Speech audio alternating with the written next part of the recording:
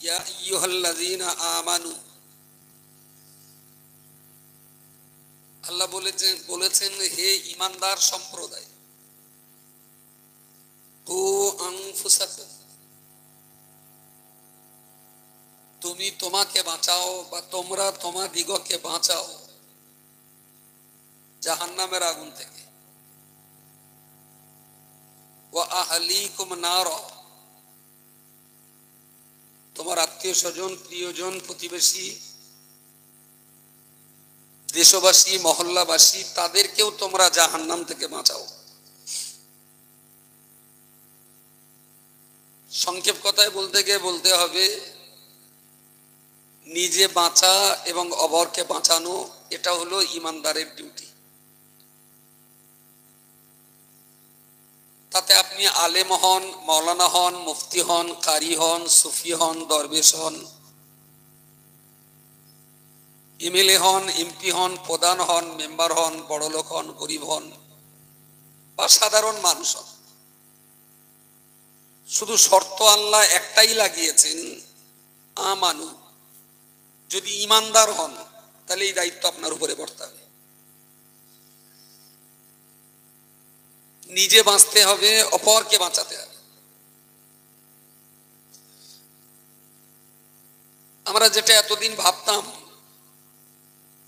যে শান্তি বজায় রাখার দায়িত্ব শুধু থানার পুলিশের, কোরআনের এই আয়াতটা পড়ে আমার মনে হয়েছে না, শান্তি বজায় রাখার দায়িত্ব দেশের জনগণের। আমার এতদিন মনে হতো মানুষকে ইসলামের দিকে ডাক দেওয়ার দায়িত্ব আলেম, হাফেজ, মাওলানা, ইমাম, মুয়াজ্জিন, খতিব তাদের। আজকের দিনে দাঁড়িয়ে মনে হচ্ছে না, এটা ঈমানদারদের ডিউটি। উত্তর চব্বিশ পরগনা বসিরহাট সাব ডিভিশনে আমার জন্ম, আর এই আবহাওয়া, এই জলবায়ু সম্পর্কে, এখানকার ভৌগোলিক অবস্থান সম্পর্কে আমি মোটামুটি জানি। আমাদের এলাকার আলিম, হাফিজ, মাওলানা, মুফতি, মসজিদের ইমাম, দায়িত্বশীল মোতাবাল্লি পশ্চিমবঙ্গের আর 5টা জেলার তুলনায় যে ভালো, এটা নিঃসন্দেহে বলা যায়।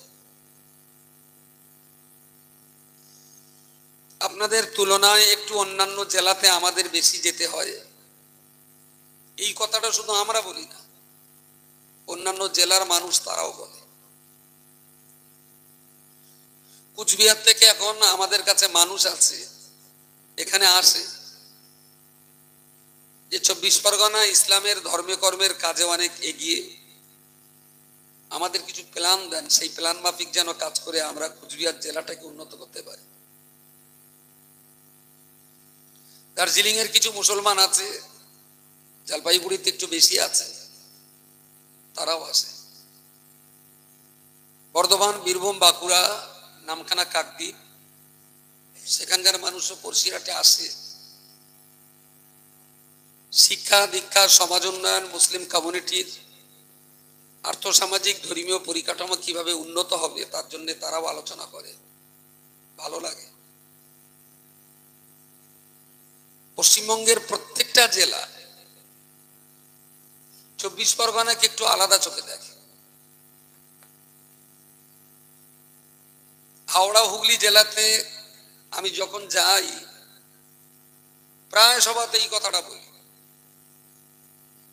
যে হাওড়া এবং হুগলি জেলার মসজিদগুলোতে 24 পরগনার যত ইমাম ইমামতি করছে, আমরা যদি হাওড়া এবং হুগলি এই দুটো জেলা থেকে যদি 24 পরগনার ইমামগুলোকে আমরা তুলে নেই, হাওড়া হুগলির 80% মসজিদে জুমার নামাজ হবে না। 100-র ভিতরে 80টা মসজিদ নামাজ হবে না, কারণ ইমাম নেই।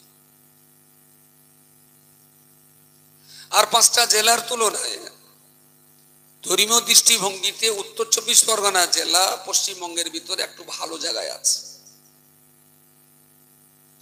আমি আজকে সেই ভালো জায়গাটার মূল্যায়ন করছি, আর এই মূল্যায়ন করার জন্য কোরআনুল কারীমের এই আয়াত কু আনফুসাকুম ওয়া আহলিকুম নারা, তুমি নিজে বাঁচো।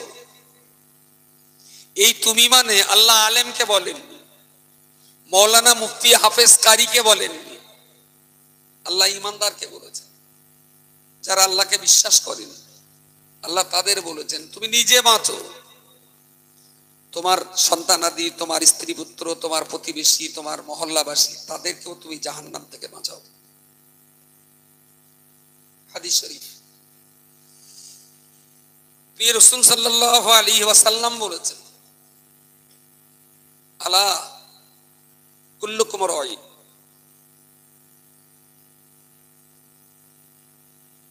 নবী পাক আমাদের মতো এই ধরনের মানুষকে নিয়ে ওয়াজ করতেন না। রাসূলুল্লাহ যাদের নিয়ে ওয়াজ করতেন, উপদেশ দিতেন, নসিহত করতেন, নিজের কথা শোনাতেন, তাদের সম্পর্কে রাসূল নিজে বলেছেন আসহাবি কান নুজুম, আমার একটা একটা সাহাবী আসমানের একটা একটা তারকারাজির সমান মর্যাদা রাখে। বলুন সুবহানাল্লাহ। সাহাবীরা কত মর্যাদাবান। রাসূলুল্লাহ বলেছেন আমার এই যুগের পরে তাবিঈনদের যুগ, সেখান থেকে নিয়ে কিয়ামত পর্যন্ত আলিম, হাফিজ, কারি, মাওলানা, মুফতি, সুফি, দরবেশ, ওলি, আবদাল, গাউস, কুতুব, নজিব, নকিব, যেই হোক না কেন, রাসূল বলেছেন পৃথিবীর কোন আলেম, মাওলানা, পীর, সুফি, ওলি, দরবেশ আমার সাহাবীর সমান হতে পারে না। বলুন সকলে সুবহানাল্লাহ। একটু সবাই মিলে বলেন সুবহানাল্লাহ। সাহাবীদের মর্যাদার কথা রাসূল নিজে বলেছেন। আরবিতে বলে সাহাবী, বাংলায় বলো সহচর বা রাসূলের সহচর্যে যারা থাকতেন বা যারা নবীকে দেখে আল্লাহর রাসূল বলে বিশ্বাস করে ঈমান নিয়েছেন, এদেরকে বলা হয় সাহাবী। কোন একটা যুদ্ধে সেনাপতি করে রাসূলুল্লাহ আমিরে মুআবিয়াকে পাঠাচ্ছেন। তো বিদায় দেওয়ার জন্য নবীও আরো কিছু সাহাবীর সঙ্গে আমিরে মুআবিয়াকে সঙ্গে নিয়ে একটা জায়গায় যেয়ে বললেন আমিরে মুআবিয়াকে যে তুমি এবার ঘোড়ার পিঠে উঠে যাও। আমিরে মুআবিয়া বললেন ইয়া রাসূলুল্লাহ, আপনি এখানে দাঁড়িয়ে থাকবেন আর আমি ঘোড়ার পিঠে উঠবো, এটা ঠিক মানানসই না। আপনি আমাকে বিদায় দিয়ে আগে এখান থেকে চলে যান, আপনি আমার দৃষ্টির আড়ালে যাবেন, তারপরে আমি ঘোড়ায় উঠব। রাসূল বললেন না, তুমি যুদ্ধে যাবে, সেনাপতি করে তোমাকে পাঠানো হবে, আল্লাহ তোমাকে অনেক সম্মান দিয়েছেন, তাই আমি রাসূলুল্লাহ তোমাকে সম্মান জানাতে এসেছি। বলুন সুবহানাল্লাহ। বললেন তুমি ঘোড়ায় ওঠো, আমি তোমার ঘোড়াটাকে ছুটিয়ে দিয়ে ঘরে ফিরব। যখন একাধিকবার বলেছেন, রাসূলুল্লাহর সঙ্গে কথা কাটাকাটি করা, তর্ক করা, এটা আর একটা বেয়াদবি। আমিরে মুআবিয়া ঘোড়ার পিঠে উঠলেন। প্রিয় রাসূল সাল্লাল্লাহু আলাইহি ওয়াসাল্লাম আমিরে মুআবিয়াকে বললেন তুমি আল্লাহর নাম নিয়ে ঘোড়া চালিয়ে দাও, ছুটিয়ে দাও। শেষ বিদায় নিয়ে আমিরে মুআবিয়া ঘোড়া ছুটিয়ে দিলেন। ঘোড়ার চারটে পায়ের খুরের আঘাত মাটিতে যেটা লাগছিল, ওই খুরের আঘাত লেগে রাস্তার ধুলো বালি পাথর কুচিগুলো পিছনে ছুটছিল, কুয়াশার মতো অন্ধকার হচ্ছিল। অনেকের গায়ে সেই ধুলো বালি কাঁকর লাগছিল, তারা আবার সেগুলো ঝেড়ে ঝুড়ে পরিষ্কার করছিলেন। রাসূলুল্লাহ বললেন শেষ জামানাতে যত বড়ই আলিম, হাফিজ, মাওলানা, মুফতি, কারি, সুফি, ওলি, আবদাল, গাউস, কুতুব যেই হোক না কেন, আমিরে মাবিয়ার ঘোড়ার পায়ের তলার ধুলোর সমান মর্যাদা তাদের হবে না। বলুন সুবহানাল্লাহ, সুবহানাল্লাহ। এই ধুলোর এত মর্যাদা কেন? না ঘোড়াটার পায়ের ধুলো। তাহলে ঘোড়ার এত মর্যাদা কেন? না ঘোড়ার পিঠে রাসূলুল্লাহর একজন সাহাবী আমিরে মাবিয়া বসেছেন তাই। তাহলে যে সাহাবীদের নবী এত সম্মান, এত মান, এত মর্যাদার কথা বলেছেন, সেই সাহাবীদেরকে লক্ষ্য করে রাসূল বলেছেন কুল্লুকুম রাইন, তোমরা সবাই এক একজন রাখাল।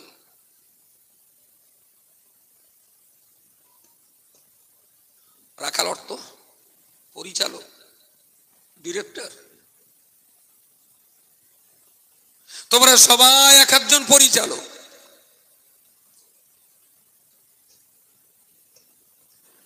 কালকে আবার কেন কোন সাল আবার হুক্ক হ করবেন তার ঠিক নেই। ওই বলেছি রাখাল। অ্যাকচুয়াল মানুষ যদি একটু বিবেক দিয়ে, একটু বুদ্ধি দিয়ে, হিকমত দিয়ে যদি বোঝে, বুঝে সুঝে যদি বলে খোকা তোমার এটা ভুল হয়েছে, খুব আনন্দ করে মেনে নেওয়া যায়। ভুল ধরলে না রাগ করার তো কোনো জায়গা নেই। কেউ যদি আমার ভুল ধরে দেয় আমি বিরাট খুশি, দারুণ সন্তুষ্ট। বেচারা যদি ভুলটা না ধরতো আমাকে, তাহলে এই ভুল তো সারা জীবন করব।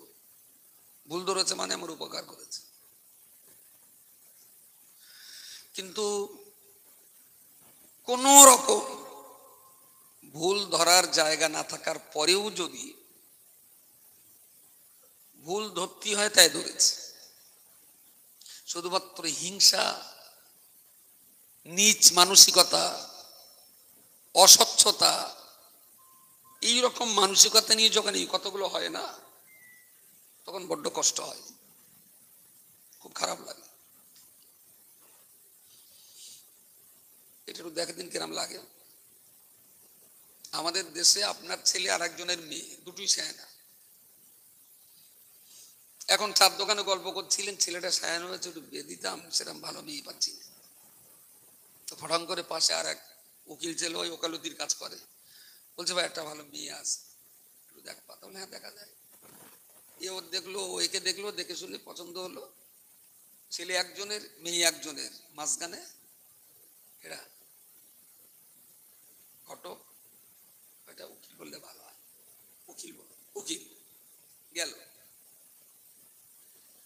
জমি একজনের, বিক্রি করবে, কিনবে আর একজন। মার্কেটে বলা বলি করছিল খুব টাকার দরকার, তা ওই বাল্যের মাঠের বেগিটা কেন জমি আছে ওইটা বেঁচে দিতাম। কেন একজনের কানে পড়েছে, সে বললো ভাই একটা খদ্দের আছে। বলছে দেখো, দেখে শুনে এ বললো 7 লাখ, ও বললো 6.5 লাখ, গতি গতি 5,25,000 বিট হয়ে গেল, বিক্রি হয়ে গেল। মাঝখানে লোকটার কি বলে? তাহলে যারা মানুষ জোড়া দেয় তাদের বলে, আর যারা জমি জোড়া দেয় দালাল। বকরাইদে চাঁদ উঠেছে, গরু কিনতে হবে, মুরের এসে চৌমাথায় গেলে তা একজন লোক এসে বললো ভাই গরু কিনবেন? তা বললে হ্যাঁ। কিরাম গরু? তাহলে একটু গাই গরু হলে ভালো হয়, আর যদি বাচ্চা কাচ্চা না হওয়া গাই গরু হয় তাহলে আরো ভালো হয়। তাহলে কত কেজির মতন? তাহলে যে কুইন্টাল খানি। তো যা আসেন একটা গরু আস। গরু একজনের, কিনবে আর একজন। মাঝখানে এই লোকটা থেকে যোগাযোগ করে ফিটফাট করে দিল, 37,975 টাকায় গরুটা বিক্রি হয়ে গেল। মাঝখানের এই লোকটার নাম কে? দালাল। আচ্ছা, ও যদি গরুর দালাল হয় তাহলে উকিল হবে মানসিক দালাল। এর কেন উকিল বলা হবে? আসলে সামাজিক দৃষ্টিভঙ্গিতে এক একটা হয়ে আসছে। জমি কেনা বেচার মাঝখানে যে থাকে ওরে ঠিক দালাল বললে রেগে যাবে, ও তো ইংরেজিতে বলেন প্রমোটার, তাহলে আর রাখবে না। আগুন লেগেছে কলকাতার একটা বাড়ি, ইউটিউবের মধ্য দিয়ে বাল্যের লোক সেইটার ভিডিও দেখেছে। তাহলে আগুন লেগেছে এক জায়গায়, দেখেছে বাল্যের লোক, মাঝখানে যে লোকটা সংবাদ পৌঁছে দিয়েছে ওই লোকটার নাম হ্যাঁ, কেন তো বলা যায় সংবাদের দালাল। তাহলে স্থান কাল পাত্র ভেবে কাজ কিন্তু একই। কেউ সংবাদের মাঝখানে কাজ করে, কেউ দুটো মানুষের মাঝখানে কাজ করে, কেউ দুটো জমির মাঝখানে কাজ করে, কেউ বা গরুহাটে কাজ করে। যারা মানুষে মানুষে জোড়া দেয় তারা হলো উকিল, যারা জমি একজনের জমি আরেকজনের ব্যবস্থা করে দেয় তাদের বলে প্রমোটার, যারা এক গৈলির গরু আর এক গৈলি ঢুকিয়ে দেয় তাদের বলে দালাল, যারা এক জায়গার সংবাদ আর এক জায়গায় পৌঁছে দেয় তাদের বলে মিডিয়া। কিন্তু হিসেব করলে বলো সবাই দালাল, হিসেব করলে সবাই দালাল। দালালি করে কিছু পয়সা রোজগার করে। আচ্ছা, দালালি করে পয়সা রোজগার কি হারাম? ফতোয়াটা হয়ে যান হারাম? হারাম, একদম জায়েজ ব্যবসা। অমুক জমি বিক্রি করবে আর আপনি কিনবেন, আমি মাঝখানে। জমি যে বেচবে তার বললাম ভাই তোমার যত ইচ্ছা দাম দিয়ে বেচে নাও, আমি জোগাড় করে দিয়েছি তো, আমার অন্তত 1000-5 দিও। বললো ঠিক আছে।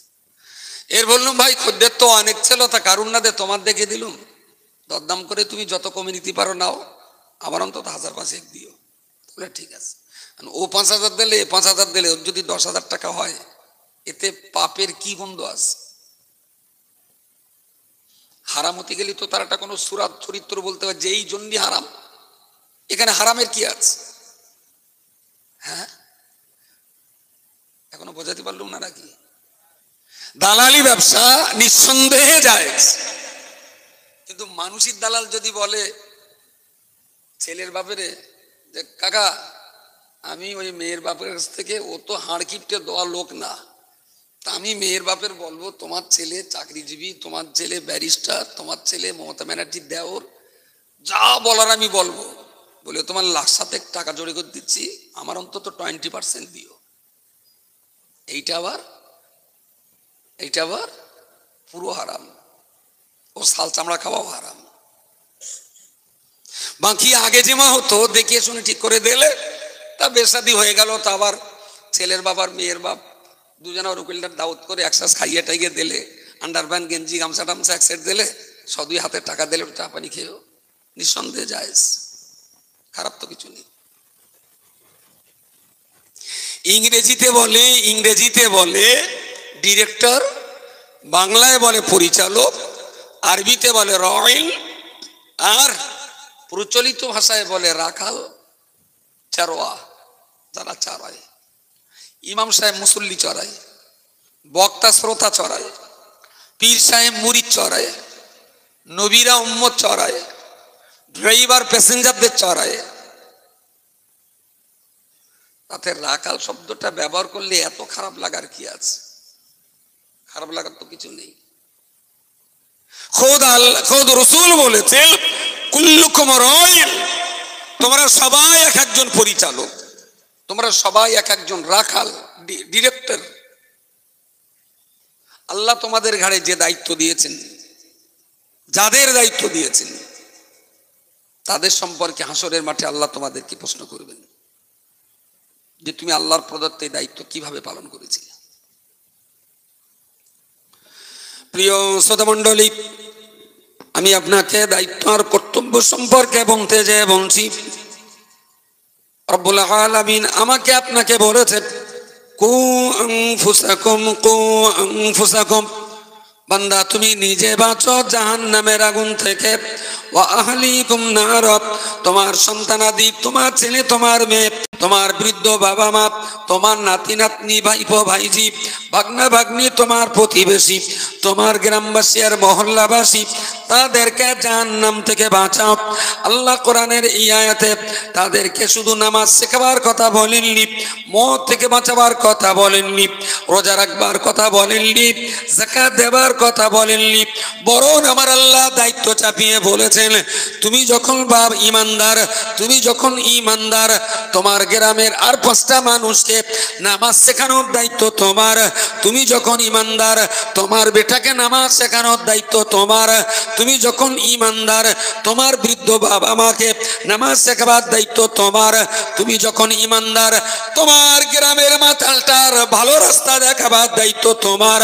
তুমি যখন ইমানদার, তোমার গ্রামের বাচ্চারা ফ্রি ফায়ার খেলে জাহান্নামী হচ্ছে, ওদের বাঁচাবার দায়িত্ব তোমার।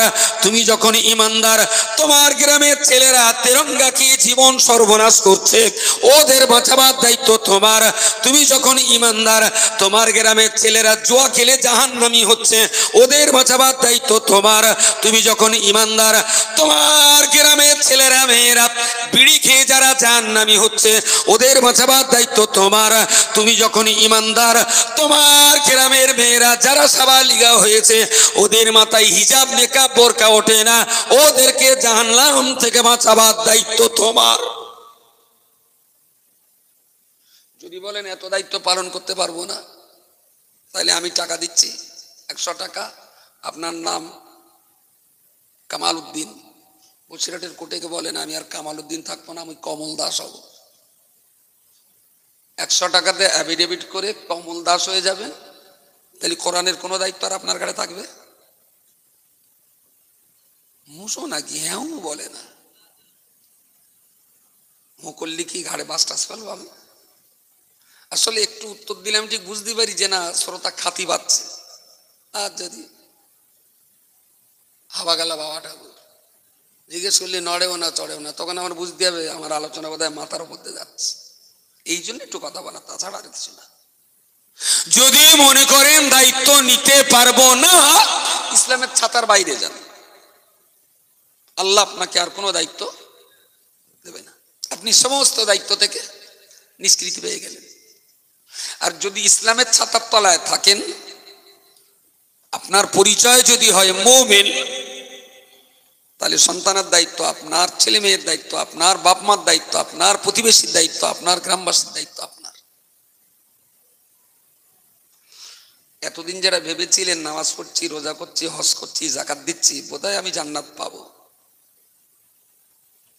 কি কি এটা কি খেলা? জান্নাতে যাওয়ার আগে এতটা লোকের টপকে তবে জান্নাত, এই লোকগুলো ছাড়বে তো? প্রিয় শ্রোতা মণ্ডলী, আমি আপনাকে বলতে চাইছি, আমার গ্রামে অনেক মাতালের বাস, আমার গ্রামে তেরঙ্গা শেখর, গুটকা চুটকি, মদ গাঁজা জুয়া চুল্লু খাওয়া অনেক যুবক থেকে বৃদ্ধ মানুষের বাস। আমার গ্রামে অনেক মায়েরা মেয়েরা আছে যাদের মাথায় পর্দা ওঠে না। আমার গ্রামে অনেক ছেলেরা মেয়েরা বাচ্চা বৃদ্ধ আছেন যারা আল্লাহর কোরআন পড়তে চায় না। আমার গ্রামে অনেক মানুষ রয়েছেন যারা এখনো 5 ওয়াক্ত নামাজ পড়ে না। আমার গ্রামে অনেকে রয়েছেন যারা মহিলা সমিতি সুদী কারবারের সঙ্গে জড়িত। আমার গ্রামে অনেকে রয়েছেন যারা এখনো পর্যন্ত মিথ্যা কথা বলে। আমার গ্রামে এমন মানুষ প্রচুর রয়েছে যারা জমি বন্ধকে রেখে দেয়। আমার এই গ্রামে অনেক মানুষ তো এমন আছে যারা তাস পাশা ক্যারাম নিয়ে সময় নষ্ট করে। আমার গ্রামে অনেক মানুষ তো এমন রয়েছে যারা তালাক দেওয়া বউ নিয়ে এখনো সংসার করে চলেছে। এই গ্রামে কিছু মানুষ তো এমন পাওয়া যাবে যারা রমজান মাসে রোজা করে না। এখনো অনেক মানুষ তো এমন রয়েছে বা কায়দা যে সমস্ত মানুষেরা রোজার পর আপনারা গোসল ফরজের নিয়ম কানুন পড়তে জানতে বুঝতে পারে না। ও আল্লাহর বান্দা মনে রাখুন, যদি আপনার নিজের মুমিন বলে মনে হয়, আমি যদি আমার নিজেকে ঈমানদার বলে মনে করি, তাহলে এই সমস্ত পাপ থেকে বাঁচানোর দায়িত্ব আমার। এই সমস্ত ভালো কাজগুলো ওরা যাতে করতে পারে সে ব্যাপারে উৎসাহ যোগাবার দায়িত্ব আমার। পাপ থেকে তাদের বাঁচাতে হবে, মসজিদের কাতারে দাঁড় করাতে হবে, মায়েদের মাথায় হিজাব তুলতে হবে, জওয়ান ছেলেদের হাত থেকে মদের গ্লাস কাটতে হবে, অল্প বয়স্ক বাচ্চাগুলোকে তেরঙ্গা শেখর গুটকা চুটকি খৈনি থেকে এই সমাজটাকে রক্ষা করতে হবে, গান বাজনা সিনেমা থিয়েটারের হাত থেকে এই জাতিটাকে আমার বাঁচাতে হবে। অনেক দায়িত্ব, অনেক দায়িত্ব, অনেক দায়িত্ব।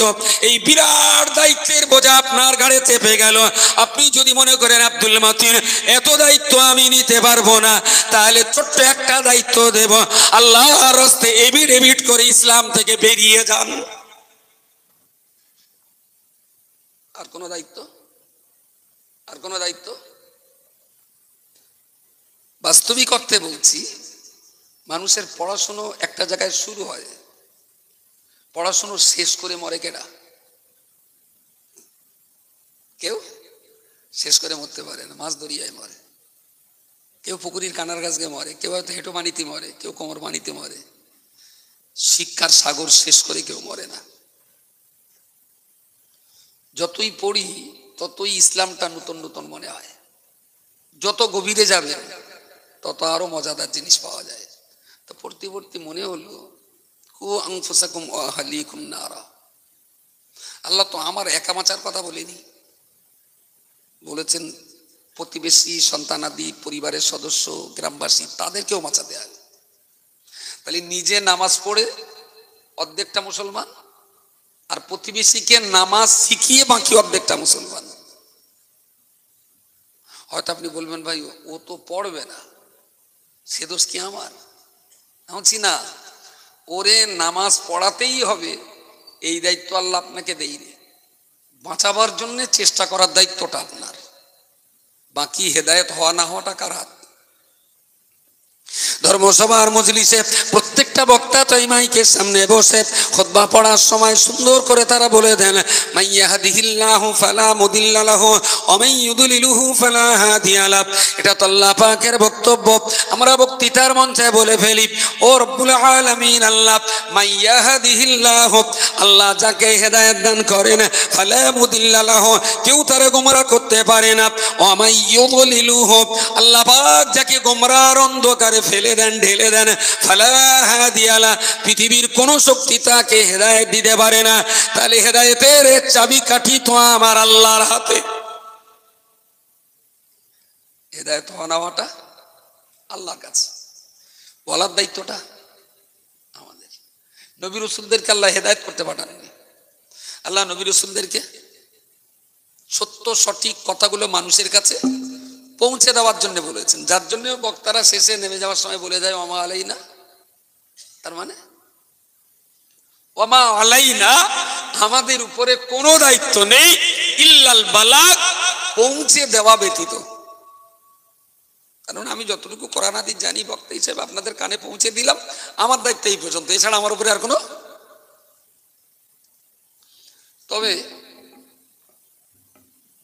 আমি বললাম একটা ছেলের, বললাম কচি দড়িটা ধর, কেউ এরম ধরল, আমি বললাম ভালো কর ধর, এরকম ধরল, তাই বললাম আরো সুন্দর কর, তা বললো ধরিস। আমি বললাম ভালো করে ধর, তো অনেক সময় বলার পর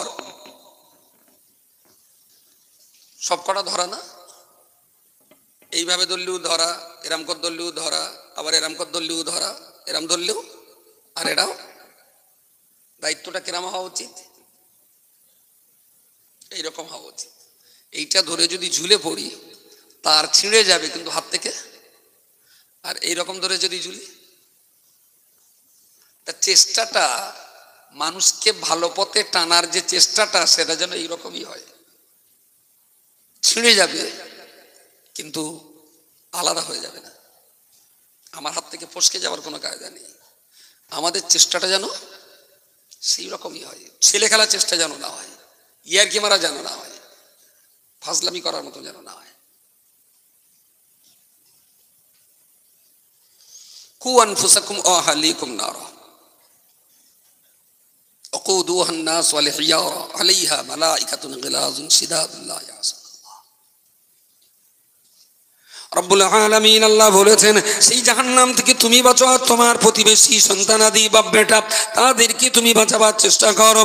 সেই জাহান্নাম থেকে বাঁচাও, যে জাহান্নামের ভিতরে কঠিন থেকে কঠিনতর শাস্তি দেওয়ার জন্য আল্লাহ পাক এমন এমন এমন কঠোর এবং নিষ্ঠুর প্রকৃতির ফেরেশতাদের নিয়োজিত করে দিয়েছেন, যাদের কোনো দয়া হবে না, যাদের মধ্যে কোনো মায়া হবে না, একেবারেই চিরনিষ্ঠুর, চিরনির্দয়, চিরনির্মম, কঠিন নিষ্ঠুর ফেরেশতা মণ্ডলী ওই জাহান্নামের ভিতরে জাহান্নামী বান্দাদের কঠিন থেকে কঠিনতর শাস্তি দেবে। ও বান্দা মনে রাখুন, তারা কোনোদিনের জন্য নিষ্ঠুরতার কঠোরতা কখনো কম করবে না। আল্লাহ পাক তাদের যা করতে বলবেন তারা সেটাই করবে, আল্লাহর নির্দেশ তারা একটু অবমাননা করবে না। অনন্ত অসীমকাল ধরে জাহান্নামের কঠিন আগুনের ভিতরে নির্মম নিষ্ঠুর কত কঠোর কঠোর প্রকৃতির ফেরেশতারা জাহান্নামীদের কঠিন থেকে কঠিন শাস্তি দিতে থাকবেন। এই কথাটা আমার আল্লাহ এই বাক্যের পরেই কেন বললেন, ও আনফুসাকুম, হে আমার ইমানদার বান্দা, তুমি তোমার নিজেকে এবং তোমার সন্তান আর পিতা মাতা, তোমার পরিবার আর প্রতিবেশী দিগকে সেই জাহান্নাম থেকে বাঁচাও যে জাহান্নামের ভিতরে কঠোর এবং নিষ্ঠুর ফেরেশতা রয়েছে। তার মানে জাহান্নাম থেকে বাঁচাবার চেষ্টা যদি আমরা না করি, তাহলে ওই জাহান্নামের বাসিন্দা আপনিও আর আমিও। যদিও নামাজ পড়েছি, যদিও দাঁড়িয়ে আছে, যদিও ওয়াজ করছি, যদিও মাথায় টুপি আছে, কারণ আমি নিজে বেঁচেছি কিন্তু অন্যকে বাঁচাবার চেষ্টা করিনি। আচ্ছা, কেনান তো কলমা পড়িনি, তাই না? কেনান মনে হচ্ছে যেন আমি কাজিরাটির কেনানের কথা বলছি।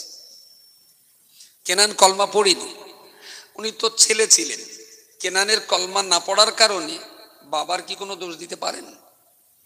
নূহ নবীকে, আপনাকেও কেনানকে কলমা পড়ানোর জন্য নূহ নবী যতটা চেষ্টা করেছিলেন, আপনার প্রতিবেশীদেরকে নামাজ পড়াবার জন্য আপনাকে ততটাই চেষ্টা করা লাগবে। তারপরে যদি সে নামাজ না পড়ে, আপনি মুক্ত। নিজের সন্তানকে বাঁচাবার জন্য নবী নূহ যতটা চেষ্টা করেছিলেন, গ্রামের বাচ্চা ছেলেদেরকে তেরঙ্গার হাত থেকে বাঁচাবার জন্য, শেকড় গুটকার হাত থেকে বাঁচাবার জন্য আপনাকে ততটাই চেষ্টা করতে হবে। তারপরেও যদি তারা খায়, আপনি নূহ নবীর কাতারে, আপনি চেষ্টার কোনো গাফিলতি করেননি। আমি দেখছি মুসলিম মহল্লাগুলো যেন একটা জঙ্গলের রাজত্ব চলছে, জঙ্গলের রাজত্ব। কেউ কারুন না, একটুখানি একটা ফুচকে ছেলে, একটুখানি ফুচকে ছেলে, তার রাস্তা দিয়ে হাই সাহেব যাচ্ছে, মাওলানা যাচ্ছে, ইমাম যাচ্ছে, গ্রামের মেম্বার যাচ্ছে, মাস্টার যাচ্ছে, গয়লা যাচ্ছে, ঘোষ যাচ্ছে, কেউ ওর হাতটা ধরে বললো না, ও শোনা শোনা, তুমি এই বাচ্চা বয়সে এটা খেও না বাবা, এটা না তোমার জন্য খুব ক্ষতিকর, ফেলে দাও। এরকম বলার লোকটা আছে গ্রামে? হ্যাঁ হ্যাঁ, বাহ, থ্যাংক ইউ সো মাচ। এরকম কাঠি না মারলে হয়? মাঝে মাঝে ওটা কাঠি মারবেন, তাহলে আমার বলার লাইন পায়। বলতেছে বললি না, বলবেন তোমার পয়সা খাচ্ছি, একদম ভেরি গুড, তাহলে আর বলার দরকার নেই। এই দলিলের ভিত্তিতে তাহলে কোরআনের আয়াত থেকে বাঁচা যাবে বলে মনে হয়? বাঁচা, ভেরি গুড। আল্লাহ পাকের নবী মুসা কালিমুল্লাহ, ইব্রাহিম খলিলুল্লাহ, নূহ নবিয়ুল্লাহ, আদম সফিউল্লাহ, ইব্রাহিম খলিলুল্লাহ, ঈসা রূহুল্লাহ, আল্লাহ পাকের নবী এবং রাসূল দিগকে আমার আল্লাহ যে দায়িত্ব দিয়েছিলেন, ঘরে ঘরে তারা পৌঁছে যে ইমানের কথা মানুষের বলেছেন, ইসলামের কথা মানুষের বলেছেন। নবী মুহাম্মদুর রাসূলুল্লাহ সাল্লাল্লাহু আলাইহি ওয়াসাল্লাম মক্কা থেকে তায়েফ নগরীতে চলে যে তায়েফের জনগণকে বললেন, জনগণকে বললেন, কুলু লা ইলাহা ইল্লাল্লাহ, এ তায়েফের মানুষেরা, আমি মুহাম্মদুর রাসূলুল্লাহ জন্ম নেবার পরেতে দুগ্ধপান করানোর জন্য এই তায়েফের সম্ভ্রান্ত পরিবারের নবনী, আপনার সম্ভ্রান্ত পরিবারের হালিমাতুস সাদিয়া রাদিয়াল্লাহু আনহা, কবিলায় বনি সাদ গোত্রের সম্ভ্রান্ত রমণী মা হালিমা আমায় দুগ্ধপান করার জন্য নিয়ে এসেছিলেন। একাধারে আমি 4 বছর ধরে মা হালিমার গিরিয়ে লালিত পালিত হয়েছিলাম। তারপরে আমি মক্কায় চলে গিয়েছিলাম। আল্লাহ আমাকে নবুয়তের দায়িত্ব দিয়েছেন, আল্লাহ আমাকে রিসালাতের দায়িত্ব দিয়েছেন। সেখান থেকে আজ 47 বছর বয়সে আমি মুহাম্মদুর রাসূলুল্লাহ, আল্লাহ আমাকে নবুয়তের দায়িত্ব দেওয়ার পরে আমার মনে হলো তায়েফের মায়ের দুধ খেয়ে আমি বড় হয়েছিলাম, তাই জাহান্নাম থেকে যদি প্রথম কাউকে বাঁচাতে হয়, তাই তায়েফের জনগণকে আমি বাঁচাতে এসেছি। সুবহানাল্লাহ বলে, একটু সবাই মিলে বলেন সুবহানাল্লাহ। বলেন এই তায়েফের মায়ের কাছ থেকে আমি দুধ খেয়ে বড় হয়েছি। তায়েফের একজন মা আমাকে দুধ খাইয়েছিলেন বাচ্চা বয়স। তা আমার যখন আল্লাহ সৌভাগ্য দিয়েছেন, আল্লাহ যখন আমাকে তৌফিক দিয়েছেন, আল্লাহ যখন আমাকে মানুষকে জাহান্নামের পথ থেকে টেনে জান্নাতের পথ দেখাবার সুযোগ দিয়েছেন, আমি মনে করলাম এই সুযোগটা প্রথম তায়েফের মানুষকে দেই। তারা আমাকে দুধ পান করিয়েছিলেন। তা তোমরা পড়ে নাও লা ইলাহা ইল্লাল্লাহ মুহাম্মাদুর রাসূলুল্লাহ। নবী যেই বললেন আর সঙ্গে সঙ্গে তাইফের 10 লক্ষ মানুষ কলমা পড়ে নিয়েছিল। বলেন কলমা কলমা কলমা পড়িনি। তা তাইফের লোক বাদে এটা বলেছেন যে আমার বাপের টাকায় চলতেছি, তোমার আর কলমা বলতে হবে না, তুমি যাও, বাড়ি যাও। এইটা বলে কি নবীর বিদায় দিয়েছিল? কি করেছিল? পাথর বলেছিল। আর যদি কারুর খৈনি বন্ধ করতে যদি সামনে কথা বলেন, সে নিশ্চয়ই আপনার ইট মারবে। খালু, হ্যাঁ, জুতো মারবে, বেজমা বলবে, হ্যাঁ, তাই বলে পাথর মারবে না। নবীকে কি মেরেছিল? তা নবী ইসলামের জন্য পাথর খেয়েছেন, আর ইসলামের জন্য আপনি একটা কথাও খাবেন না? আপনি হযরত মুহাম্মদের উম্মত হবেন, এত তেলপানা কলের গান না, অন্তত লাইনে তো থাকা উচিত। সেদিন তারা রাসূলুল্লাহকে এত কঠিন পরিমাণ মারপিট করেছিল, এত পরিমাণ পাথর নিক্ষেপ করা হলো। হযরত যায়েদ বিন সাবিত রাদিয়াল্লাহু আনহু বিশ্ব নবীকে বুকের ভিতরে রেখে দিয়ে যখন যেদিক থেকে তারা হাত তুলে পাথর মারার জন্য এম করতে লাগে, যায়েদ রাসূলুল্লাহকে বুকের ভিতরে নিয়ে নিজের পিঠটা সেই দিকে পেতে দিল। ওদের চড়া পাথর রাসূলুল্লাহর পিঠে পড়তে থাকলো। তবুও এইভাবে একটা মানুষ আর একটা মানুষকে কতক্ষণ বা তিনি প্রোটেকশন দিতে পারে? ওদের টার্গেট তো যায়েদ ছিল না, ওদের টার্গেট ছিল নবীকে মারার, ওদের টার্গেট ছিল রাসূলুল্লাহকে হত্যা করার। মাথা থেকে নাক, মুখ, দেহের পেটের অংশ, হাঁটু কিংবা পাপ, গোটা দেহ রক্তাক্ত হলো। বিশ্বনবীর দেহের রক্ত কাটা আপনার পাথরে থেতলে যাওয়া, পাথরে কেটে যাওয়া, ওই রক্ত গড়িয়ে যেতে যেতে যে চপ্পল পায়ের তলায় যে চপ্পল ছিল, এই চপ্পলের উপরে রাসূলুল্লাহর পা ছিল, রক্ত গড়িয়ে গড়িয়ে চপ্পলের সঙ্গে এমন ভাবে জড়িয়ে গেল, রাসূলুল্লাহ যখন হাঁটছেন পায়ের চপ্পলটা আর ছাড়িয়ে যাচ্ছে না। রাসূলুল্লাহর পা তুললে চপ্পলটাও পায়ের সঙ্গে জড়িয়ে গেছে। ও বান্দা মনে রাখো না, তখনও তারা মার বন্ধ করলো না। এই পাথর মারতে মারতে একটা টাইমে নবী আমার বেহুশ হয়ে পড়ে গেলেন, জ্ঞান হারা হয়ে পড়লেন। যায়েদ বিন সাবিত রাদিয়াল্লাহু তাআলা আনহু বিশ্ব নবীকে অনেক কষ্ট করে আর কোনায় করে একটা আপনার আঙ্গুরের বাগানের ভিতরে ঢুকে গেলেন, আঙ্গুরের বাগানের গভীরের ভিতরে ঢুকে গেলেন। রাসূলুল্লাহকে মাটিতে শুইয়ে দিয়ে যায়েদ বিন সাবিত রাদিয়াল্লাহু তাআলা আনহু রাসূলুল্লাহর মাথাটা নিজের উরতির উপরে রেখে রাসূলুল্লাহর মুখ পানে চেয়ে আছেন, বারবার করে চাইছেন। একটা টাইমে যায়েদ বিন সাবিত দেখলেন বিশ্ব নবীর অবস্থা অত্যন্ত করুণ অবস্থা। যায়েদ রাদিয়াল্লাহু আনহু ওই সময় আল্লাহর কাছে হাত তুলে বললেন, রব্বুল আলামিন, আমি অত জানি না, অত বুঝি না, শরীয়তের অত জ্ঞান আমার এখনো হয়নি। আল্লাহ, আমি যায়েদ আপনার কাছে ফরিয়াদ করছি, আল্লাহ, আমার রাসূলুল্লাহর এই অবস্থা, আমার যদি 50 বছর হায়াত আমার তকদিরে থেকে থাকে, আল্লাহ, আমার জিন্দেগির 20 বছর কেটে নিয়ে আপনি আমার জীবনের বেঁচে থাকার বয়সগুলোকে আমার রাসূলুল্লাহকে আপনি প্রদান করুন ইয়া রাব্বুল আলামিন। নবী মুহাম্মদুর রাসূলুল্লাহ এই অবস্থায় তিনি যদি আজকে ইন্তেকাল করেন, রাসূল যদি আজকে ইন্তেকাল করেন, কে কোরআনের কথা মানুষকে শোনাবে? রাসূল যদি আজকে ইন্তেকাল করেন, কে মানুষের দুয়ারে দুয়ারে ইসলামের কলমা শোনাবে? নবী যদি দুনিয়া ছেড়ে আজকে বিদায় হয়ে যান, কে আছে আমাদের মাঝখানে জাহান্নাম থেকে বাঁচাবার জন্য মানুষের দুয়ারে দুয়ারে আল্লাহর জান্নাতের বার্তা দেবে? রব্বুল আলামিন, আল্লাহ, আপনার কাছে ফরিয়াদ করে বলছি, আল্লাহ, প্রয়োজন হলে আপনি আমাকে মেরে দিন, আমার মৃত্যু দিন, আর আমার বয়সটা আমার নবীর নামে দিয়ে দিই। আল্লাহ, মুহাম্মদুর রাসূলুল্লাহ সাল্লাল্লাহু আলাইহি ওয়াসাল্লামের হায়াতে তৈয়বাকে আপনি বৃদ্ধি করে দিন। যায়েদ যখন হাউ হাউ করে কাঁদছে, রাসূলুল্লাহর কানে যায়েদের কান্নার আওয়াজ চলে গেল। নবী মুহাম্মদুর রাসূলুল্লাহ সাল্লাল্লাহু আলাইহি ওয়াসাল্লাম কথা বলতে পারছেন না, যায়েদের কান্নার আওয়াজ শুনতে পাচ্ছেন কিন্তু আওয়াজ করে কথা বলতে পারছেন না। একটা টাইমে যায়েদের চোখের পানি, যায়েদ রাদিয়াল্লাহু আনহুর চোখের গড়িয়ে যাওয়া পানি রাসূলুল্লাহর মুখের উপরে যখন পড়ল, রাসূল যখন রাসূলুল্লাহর মাথাটা ধরে যায়েদ যখন নবীর মুখের উপরে হাউ হাউ করে যখন কান্নাকাটি করছেন, যায়েদের চোখের গরম পানি টুপিয়ে টুপিয়ে রাসূলুল্লাহর মুখের চিবুকের উপরে পড়ল। বিশ্বনবী মুহাম্মদুর রাসূলুল্লাহ সাল্লাল্লাহু আলাইহি ওয়াসাল্লাম হালকা করে নিজের চোখের পাতাটা মেলিয়ে একবার যায়েদের মুখ পানে তাকালেন। যায়েদ জিজ্ঞেস করলেন, ইয়া রাসূলুল্লাহ, আপনার কি বড় কষ্ট হচ্ছে? কোথায় আপনার কষ্ট হচ্ছে? কি করলে আপনি এখন শান্তি পাবেন? কি আপনি করবেন? কি আপনার জন্য করব?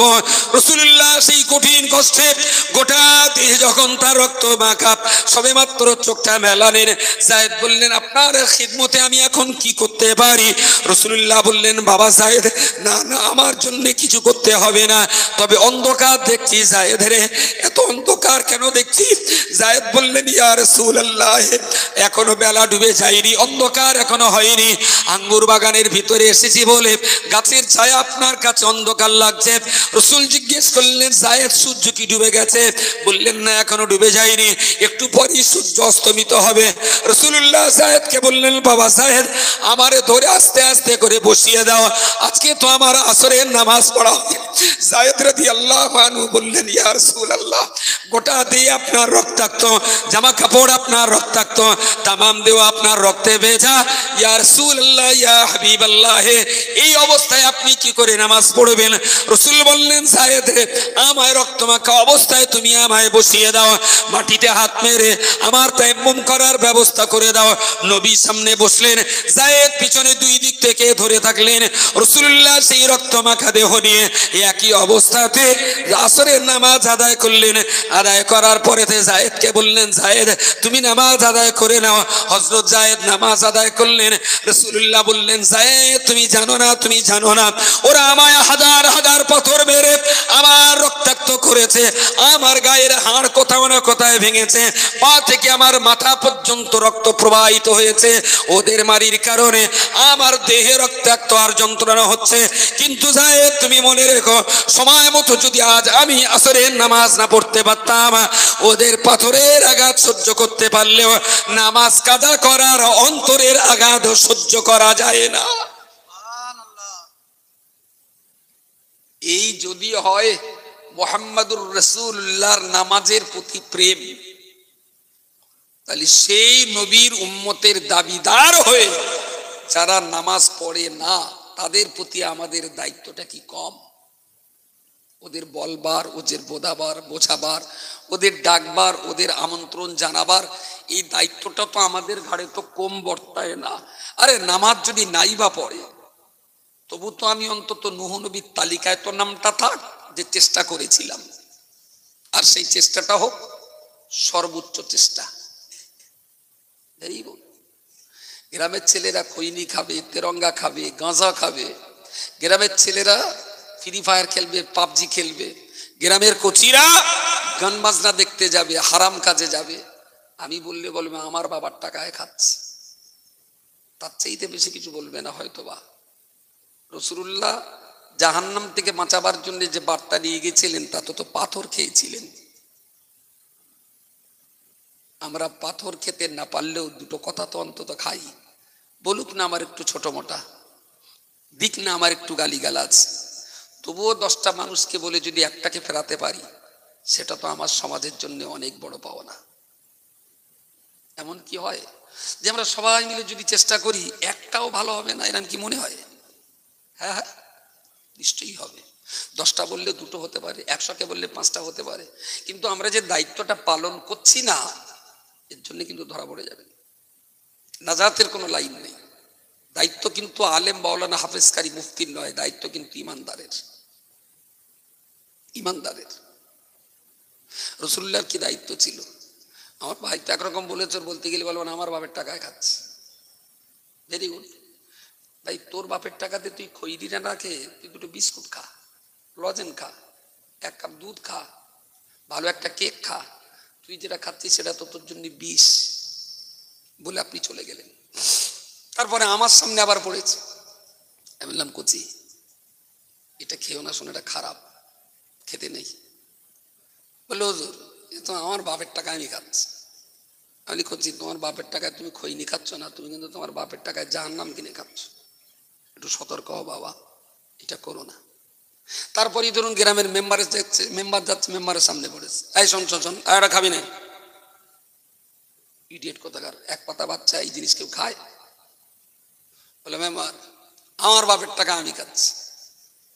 মেম্বার একটুখানি ঘুরিয়ে বলে দিলে, তাহলে ঘর নেওয়ার যে কথাটা আছে তোর বাপের বলে দিস, বাপের টাকা যেন ঘরটা বেঁধে নেয়। বুঝতে পারেননি? এই কথাটা কি খুব ওজনটা হালকা বলে মনে হলো? ও কথা যখন বাড়ি গিয়ে বলো, আব্বা আব্বা আমি না খৈনি রোল তুললাম, তা আঙ্গা মেম্বার এরম বলছিল খৈনি খাস না, তাই বললাম আমার বাপের টাকা আমি খাচ্ছি। তাই মেম্বার বললো তাহলে তোর বাপের টাকায় ঘরটা বেঁধে নিস, যেন তোর বাপ আমার কাছে আর না যায়। বাপ মেম্বার না এরম বললো, আর ওর বাপ হাতের কাছে এই হাত দিয়ে পড়াস করে একটা চাবাল ছাড়া মেরে চড়, শয়তান ঘর না দিলি শুবি কমনে।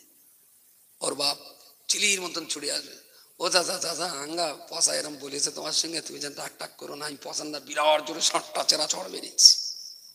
মারবে না একটা চড়ের বাপ, ঘর হবে না, 2 লাখ টাকার কেস। একটা টাইমে কিন্তু কোথাও না কোথাও শাসিত হবে। আমি বলছি শুধু বলতে থাকুন, তারপরেও যদি খায় অন্তত রাস্তার ধারে খাবে না, চুরি করে খাবে। রাস্তার ধারে খৈনি ডলার লাইন নেই, যে এসতেছে সেইটি বারণ করতে, যে এসতেছে সেইটি বারণ করছে। ইদা তাকাররারাল কালামু আলা সামিঈ তাকাররারা ফিল কলবি, একই কথা যখন কানে বারবার পড়বে তখন কিন্তু সে বুঝবে এই জিনিসটা তাহলে খুবই গুরুত্বপূর্ণ। প্রধান বলল খারাপ, ইমাম বলল খারাপ, মেম্বার করলো খারাপ, রবিউল বলল খারাপ, গোলাম আলী করলো খারাপ, মাতিন যাচ্ছিল সেও বলল খারাপ। জিনিসটা কেউ তো বললো না যে সুন্নত, সবাই বলতেছে খারাপ। দূর থাকে যা তাইলে নাই, বাদ দেই। একজন বললে হবে না, দুজন বললে হবে না, যার যার জাহান্নাম থেকে বাঁচার ইচ্ছা আছে তাদের সবাইকে বলতে হবে।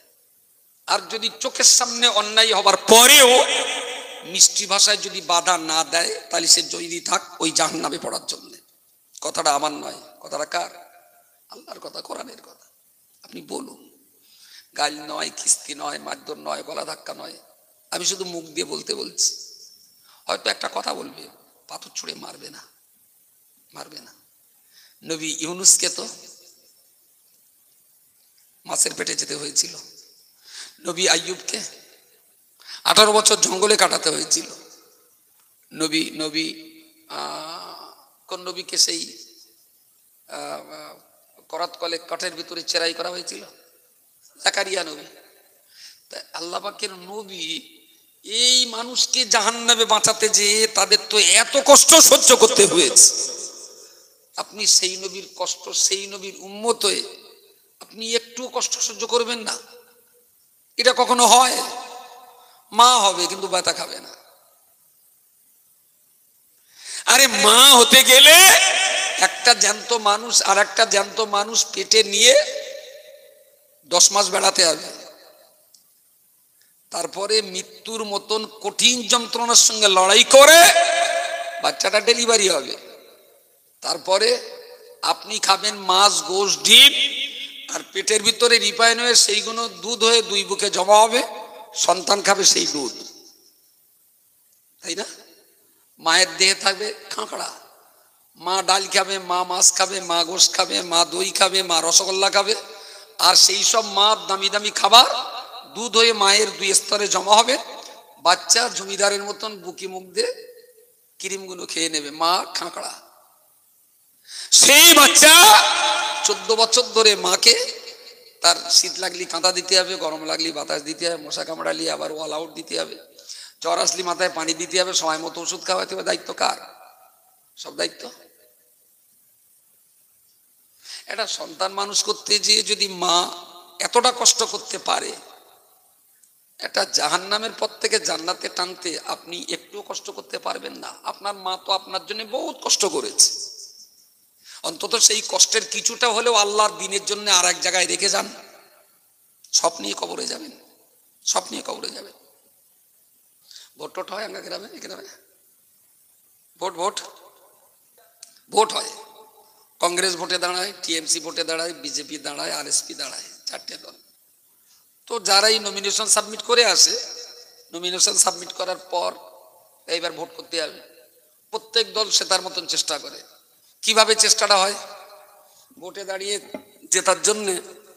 তো বাড়ি এসে ভোটে দাঁড়িয়ে নমিনেশন সাবমিট করে এসে প্রত্যেক পাড়া থেকে 1জন 2জন 3জন 4জন করে ডেকে এবার আলোচনা হবে। বল, সবাই তো মিলে ভোটে দাঁড় করিয়ে দিলি, তার জেতার কি হবে বল? এই রশিদ, তোর পুকুর পাড়ার খবর কি? বলতে চাচা পুকুর পাড়ায় ভোট আছে 82টা, তা ওদের খুব একটা দাবি দাবা নেই, ওদের খুব একটা দাবি দাবা নেই, তো ওদের ওই মোটামুটি 82টা বাড়ি, তো তুমি 1000-5 টাকা দেবো, আবার একটু ফিস্টি করে খাবে, তাহলে ভোটগুলো তোমার দেবে। বললো তাই তো? না, লেখ পুকুর পাড়া 5000 টাকা। এই মোড়ল পাড়ার খবর কি? তাহলে বড় আব্বা, মোড়ল পাড়া তো সব মোড়লই করে, তো ওরা বল বিরাট কঠিন, ও টাকা পয়সা হবে না, ওদের সেই রাস্তাটা ভেঙে রয়েছে, রাস্তা না সোজা করলে বলে ওরা ভোট দেবে না। তাহলে তুই বলে দেখেছিস? তাহলে হ্যাঁ, রাস্তা সোজা করতে পারে 50,000 টাকা লাগবে, পুকুর ভেঙে গেছে। তাহলে ওদের যদি এখন গোপনে টাকা দেওয়া হয়, ওরা নিজেরা কি করে নিতে পারবে? তাহলে হ্যাঁ পারবে। তাহলে মোড়ল পাড়া 50,000, ভোটে জিততে হবে। Very good. এই তালতলা পাড়ার খবর? বলছে চাচা তালতলা পাড়া খুব একটা অসুবিধা হবে না, ওরা তো 42টা লোক সব চুল্লু গায়ে, ভোটের আগের দিন 2 ব্যারেল দেবা আর চোখ বন্ধ করে সব তোমার দিয়ে দেবে। ওরা ওর টাকা পয়সা কিছু চেনে না, ওরা 1 গ্লাস করে মাল দিলি তারা ওরা খুব শান্তি। তা তুই 2 ব্যারেল চুল্লুর দাম তাহলে 950 টাকা লেখ। তারপরে আমাদের গাজীপাড়ার খবর? তাহলে কাকা ওইটা কোনো টাকা পয়সা তো বলা হবে না, ওরা গাজীপাড়া তো যুদ্ধে জয় করে জিতে এসো, আর ওর মেজাজও খুব। তাহলে কি হয় বল দিন দেখি? তাহলে তো ওইটা বলো তোমার জাতীয় সব বাড়ি বাড়ি, ওরা চুল্লু খায় না, মালও নেবে না, তোমার জাতি হবে। তাহলে লেখ তাইলে 20-12 দিনে মাথার তো মাথা মতো গাজীপাড়ায় করতে হবে। মেম্বাররা বলো সব পাড়ায় যায় না, যেখানে ঠেলা খায় সেখানে যায়। উদ্দেশ্যটা কি? গ্রামের ভোটগুলো যেন আমার বাক্সে আসে। কংগ্রেসও যা করে, টিএমসি তো তাই করে, সিপিএমও যা করে, বিজেপিও তাই করে। প্রত্যেকের মোটামুটি ভোটে জেতার প্ল্যান এইরকম। তো কংগ্রেসের যদি প্ল্যান থাকে ভোটগুলো ওর বাক্সে নিয়ে যাওয়ার, টিএমসির যদি প্ল্যান থাকে ভোটগুলো সব ওর বাক্সে নিয়ে যাওয়ার, বিজেপির যদি প্ল্যান থাকে সব ভোটগুলো ওর বাক্সে নিয়ে যাওয়ার, আপনি তো ইমানদার মুসলমান, আপনারও তো প্ল্যান থাকা উচিত গ্রামের সব লোকগুলোর জান্নাতে নিয়ে যাওয়ার। কথা বলে? ভোটার হিসেবে যদি টিএমসি পার্টির সমর্থক হিসাবে তার লড়াই যদি থাকে সব ভোটগুলো টিএমসিতে নিয়ে যাওয়ার, তাহলে ইমানদার হিসাবে আমারও তো লড়াই থাকা উচিত যে সব মুসলমানগুলোকে জান্নাতে নিয়ে যাব। ভোটে জেতার জন্য তো প্রচুর প্ল্যান থাকে, মুসলমানদের জান্নাতে নিয়ে যাওয়ার জন্য এনি প্ল্যান? গ্রামের কোনো প্ল্যান? মসজিদ কমিটির কোনো প্রজেক্ট? কি সিস্টেম মসজিদ কমিটি নিয়েছে যে গ্রামের লোক আমাকে কমিটিতে সেক্রেটারি করেছে, আমাকে মোতাল্লি করেছে, আমার কেশিয়ার করেছে, আমাকে সদস্য করেছে? এই চলো ভোটের সময় ওরা যখন ওদের লোক সব ওদের ভোটে নিয়ে যায়, আমি মসজিদের সদস্য, সেক্রেটারি, মোতাল্লি, আমাদের ডিউটি আছে মুসলমানগুলোকে জান্নাতে নিয়ে যাওয়ার। চলো, কোন প্ল্যান? তাহলে ভোট করতে হয় কি করে জানি, কিন্তু জান্নাত ভর্তি হবে কি করে সেটা জানি না। তাহলে কি এফিডেভিট করাই ভালো হবে? এফিডেভিট কাজটা মোটেই কঠিন না, কাজটা একদম কঠিন না। দোষ আপনাদের নয়, দোষ আমাদের। কেন আমরা দোষী? আমরা আপনাদেরকে বোঝাতে পারিনি, ব্যর্থতা আমাদের। পাবলিককে বোঝানো গেলে, পাবলিককে বোঝালে, পাবলিক আলেম মাওলানাদের কথা শুনে কাজ করার জন্যে অনেক লোক আছে। 7 ডিগ্রি তাপমাত্রা পৌষ মাসে বক্তৃতা করছি 70-80টা লোক নিয়ে, আর এত সুন্দর জায়গা না, মাটির উপরে পেপার দেওয়া, সে পেপারও প্রায় হাফ বরফ। ওই রাত্রিতে কোনো এমএলএ এমপিও যদি আসে ওই লোক বসে থাকবে বলে মনে হয়? হ্যাঁ, শুধু আলেম মাওলানা হাফেজ সাধারণ মুসলমানরা এদেরকে খুব মর্যাদা দেয়, তাই বসে থাকে। এই যে সুন্দর করে বসে আছেন, কোনো একটা পার্টির মিটিংয়ে দেখেছেন যে শ্রোতা এত ভদ্রভাবে বসে? মমতা ব্যানার্জি ওয়াজ করতেছে, মমতার মাইক পর্যন্ত তালি মারা শব্দ যাচ্ছে, খৈনির তালি। কোনো ভদ্রতা, নম্রতা, শালীনতা লোক থাকতে হবে, না গেলে আবার সে বাড়ি যদি কেটে দেয়, জ্বালা আছে। কিন্তু সেখানে কোনো আদর্শ, নম্রতা, ভদ্রতা কিচ্ছু থাকে না। দিদি ওই কথাটা একটু বলো। এখানে গাঁটিতে বিড়ি থাকলেও কারুর বের করার হিম্মত? তাহলে এখনো জ্বলন্ত আগুনে দাঁড়িয়ে বলা যায় দেশের আমপাবলিক আলেমদের যত সম্মান দিয়েছে এই সম্মান আর কাউকে দেয়নি। এটা কোরআনের ইজ্জতের মামলা। রাসূলুল্লাহর হাদিসের মর্যাদার টুকরো, তা না হলে আমাদের এই সম্মান, আলেম ওলামাদের এই সম্মান পাওয়ার কথা না। প্রিয় শ্রোতামণ্ডলী, মনে রাখুন, তাহলে আমি আপনাকে বলতে চাইলাম, দেশের জনগণ এক একজন এক এক পার্টি করবে, তারা তাদের মতো করে তাদের বাক্স ভরাবার চেষ্টা করবে। আমি তো পার্টি করি, যখন আমি পার্টি করি আমার বাক্স ভরাবার চেষ্টা করি, কিন্তু যখন আমি আমার নিজেকে মুসলমান ভাবি, আমি যখন আমার নিজেকে ইমানদার ভাবি, তখন তো আমার লড়াই একটাই হওয়া উচিত, আল্লাহর জান্নাত কি করে ভর্তি হবে, খোদার জাহান্নাম কি করে খালি করে দেওয়া যাবে।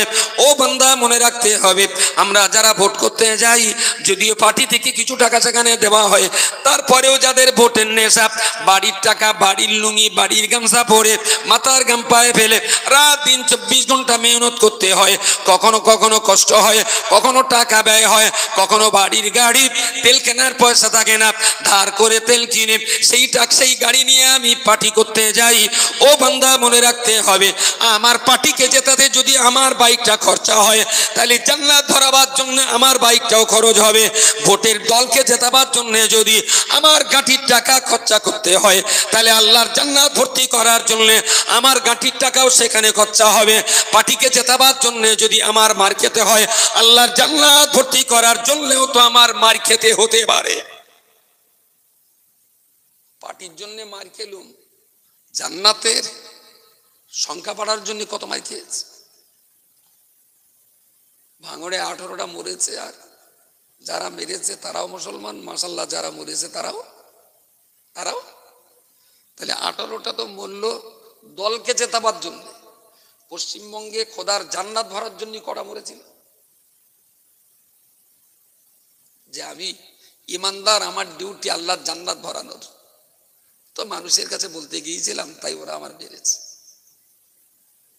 আসলে দায়িত্বটা যে সবারই আছে, চোখ মুখ দেখে মনে হচ্ছে এইটা মনে হয় আজকে প্রথম শুনলেন। দায়িত্ব তো মৌলভী সাহেবের, ইমাম সাহেবের, ওরাই টাকা মারবে, ওরা মাল মারবে না, আমরা কেন দায়িত্ব নিতে যাব? আল্লাহ কিন্তু দায়িত্ব ইমাম, মাওলানা, মুফতি, হাজি আর পীর সাহেবকে দেননি। আল্লাহ দায়িত্ব দিয়েছেন আল্লাযীনা আমানু, যারা ইমানদার তাদের দায়িত্ব। বাকি আপনি ইমানদার মুসল্লি, আপনার একটু কম দায়িত্ব। যখন ইমানদার ইমাম হবে তখন একটু বেশি দায়িত্ব, যখন ইমানদার বক্তা হবে তখন হয়তো দায়িত্ব আরো একটু বাড়বে। কিন্তু যেহেতু আপনি ইমানদার, আপনি দায়িত্বের দায়বদ্ধতা থেকে একেবারে কিন্তু ছিঁড়ে কেটে বেরিয়ে পড়তে পারেন না। সিস্টেম। বলবেন কি করে সম্ভব? আমি বললাম, যে করে ভোটে জিতেছেন সেই করে জান্নাত জিততে হবে। নতুন সিস্টেম কি বলবো? তাহলে তো ওরা তো সব একদল করে এরকম করে, আমলে তাহলে আঙ্গাম একদল হতে হবে।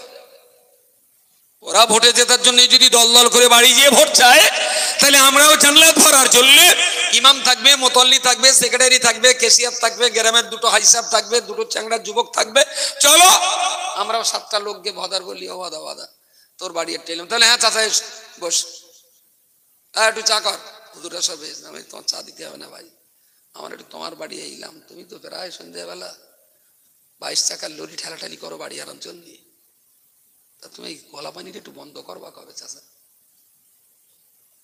মাইকে তো মাতালের বিরুদ্ধে প্রচুর অজ হয়, বুঝতে পারেন? আর সন্ধ্যাবেলা রাত্রিবেলা যখন মাতালের বিরুদ্ধে প্রচুর অজ হয়, মাতাল বলো তখন চুল্লু নিয়ে খেয়ে খানার ভেতর মাথা দেয়, পাশার কাপড় মাথায় দিলে ঘুমায়। একদিন মরণ, ও তো তখন চুরুট হয়ে রয়েছে। মদ খাওয়ার মোক্ষম টাইম হলো সন্ধ্যা 8টা থেকে 9:30। যে যা মদ খায় বেশিরভাগ এই টাইমটাই খায়। আর মনসাহেবরা যা বলে, ওরা যখন নেশার করে এরাই তখন ওর বিরুদ্ধে বলে। কোনো মানে আছে? আমি অনেক হুজুরি বলেছি, আমি হুজুর মাইকে মাতালের বিরুদ্ধে বলে লাভ নেই। তাহলে না কোরআনে রয়েছে মদ খাওয়া হারাম। আলী ভাই, তুমি যার জন্য বলতেছো সে তো এখন মেয়ার আছে। তোমার যদি বলার ইচ্ছা হয় মাতালের বাড়ি গিয়ে বলো, ওয়াজ করে লাভ হবে না। যদি গ্রামের ইমাম সাহেব, মাওলানা সাহেব, মুক্তাদি, মোতাওয়াল্লি, সেক্রেটারি, 2জন হাজি সাহেব, 10টা লোক নিয়ে যদি একটা মাতালের হাতটা ধরা হয়, তোর বাড়ি আইছি, তোর আর এই কলা পানিটা খাওয়া হবে না, তুই কথা দে। যদি 5টা মাতালকে বলেন, আপনি কি মনে করেন একটাও ভালো হবে না? কথা বলে একটাও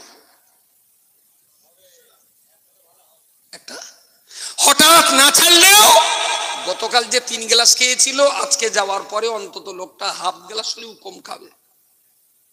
ও যখন গালে দেবে ওর বিবেকের দংশন হবে। এতটা মানুষ আমার বাড়ি এলো, তো ওদের কথার কোনো দাম নেই। ও কিন্তু সামান্যতম হলেও আপনাদের কথা রাখবে। আমি বলছি সর্বনাশ তো একদিন হয়নি, সর্বনাশ তো অনেক দিন ধরে হয়েছে। তো ভালোটাও হঠাৎ একদিনে হবে না, ভালো হতে গেলেও একটু সময় লাগবে। ধৈর্য হারালে হবে না, শক্তি দেখালে হবে না, একেবারে কাঠখেজো মেজাজি হলে হবে না। ভাষার সাবলীলতা, মিষ্টতা থাকা চাই। ধীরে ধীরে ধীরে ধীরে মানুষ কিন্তু ইসলামের পথে আসতে চায়, আসলে সিস্টেমের অভাব।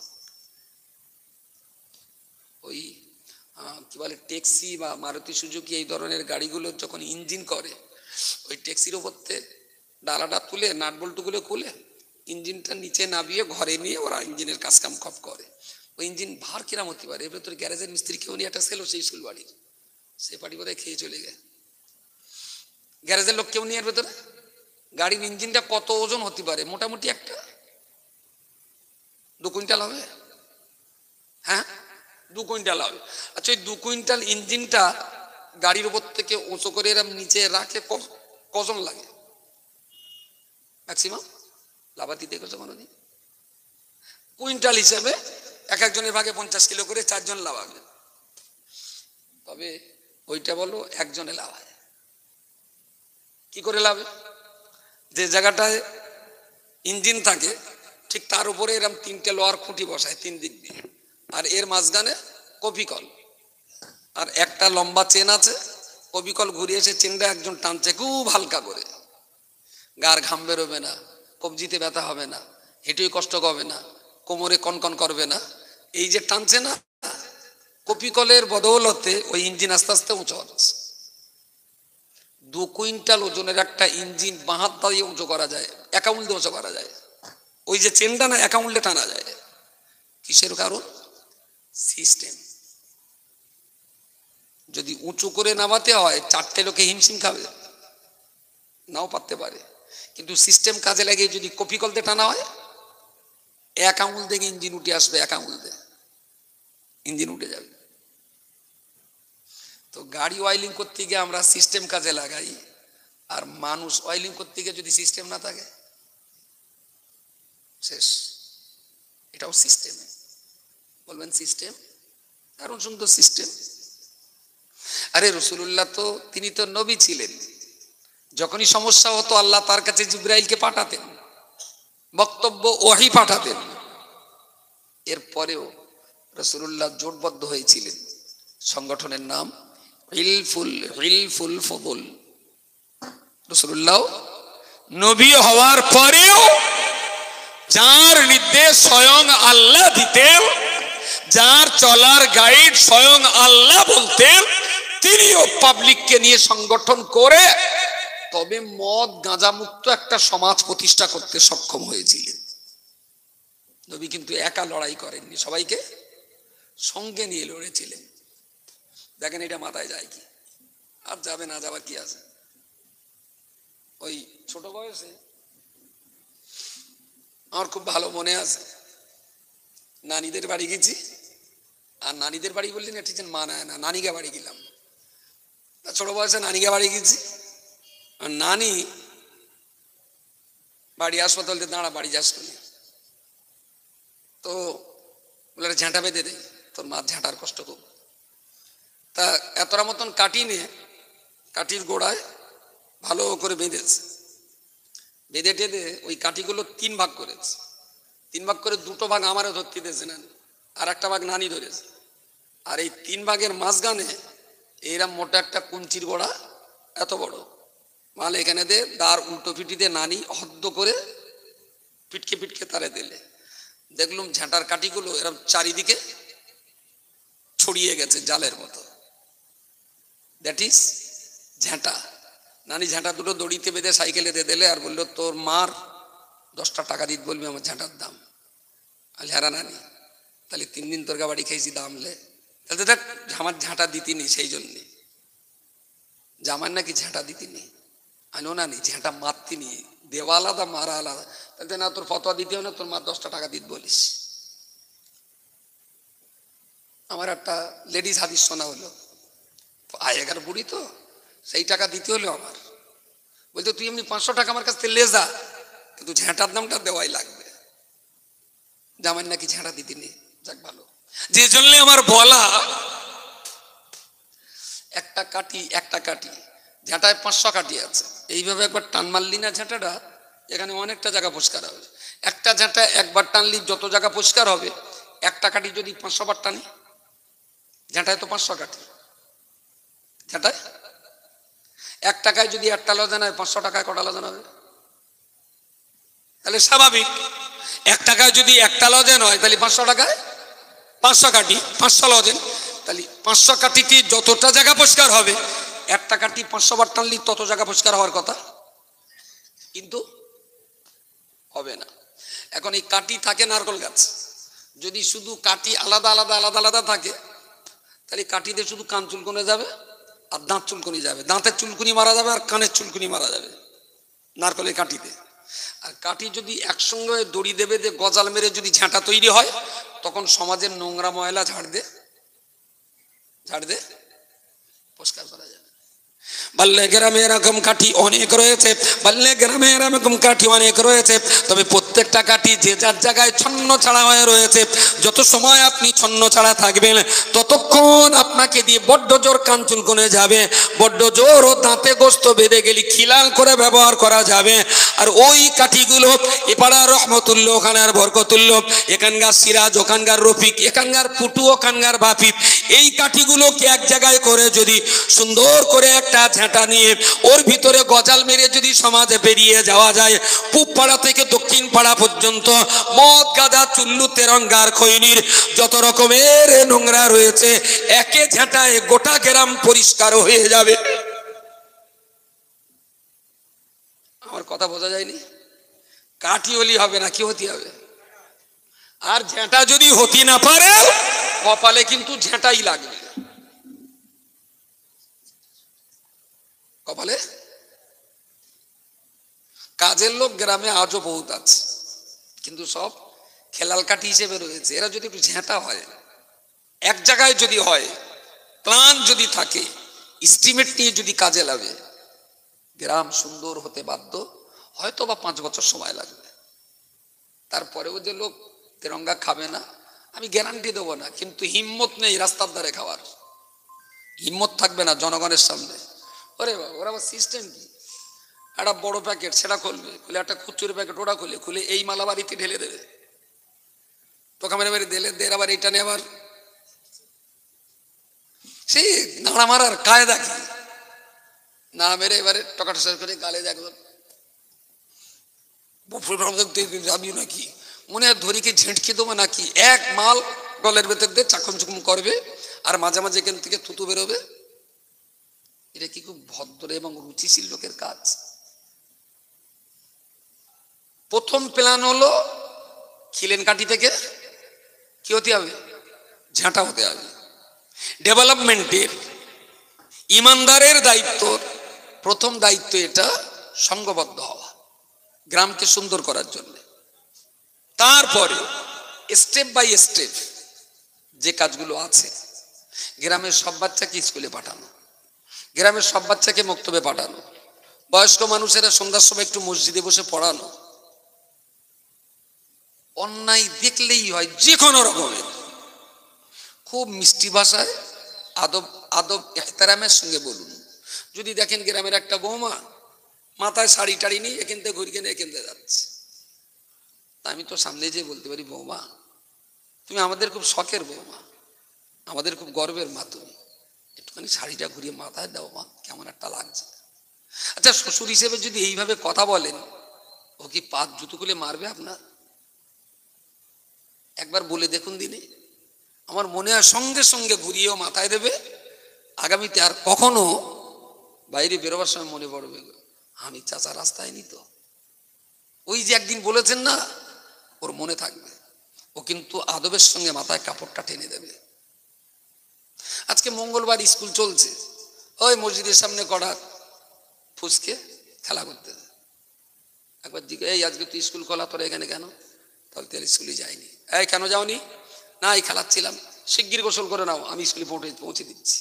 ছেলেটা বল আমার না, মেয়েটাও আমার না। বললি বলবানি ও বাপরে বাপ, যেন হাওয়া গিলতে গিলতে বাবা গেলে বাড়ির ভাত খেয়ে বোনের মাস তাড়াইতে হবে। ওই বাচ্চাগুলো আপনার না, স্কুল নষ্ট হওয়ার কারণে আমি আপনাকে দায়িত্ব দিচ্ছি। ইমান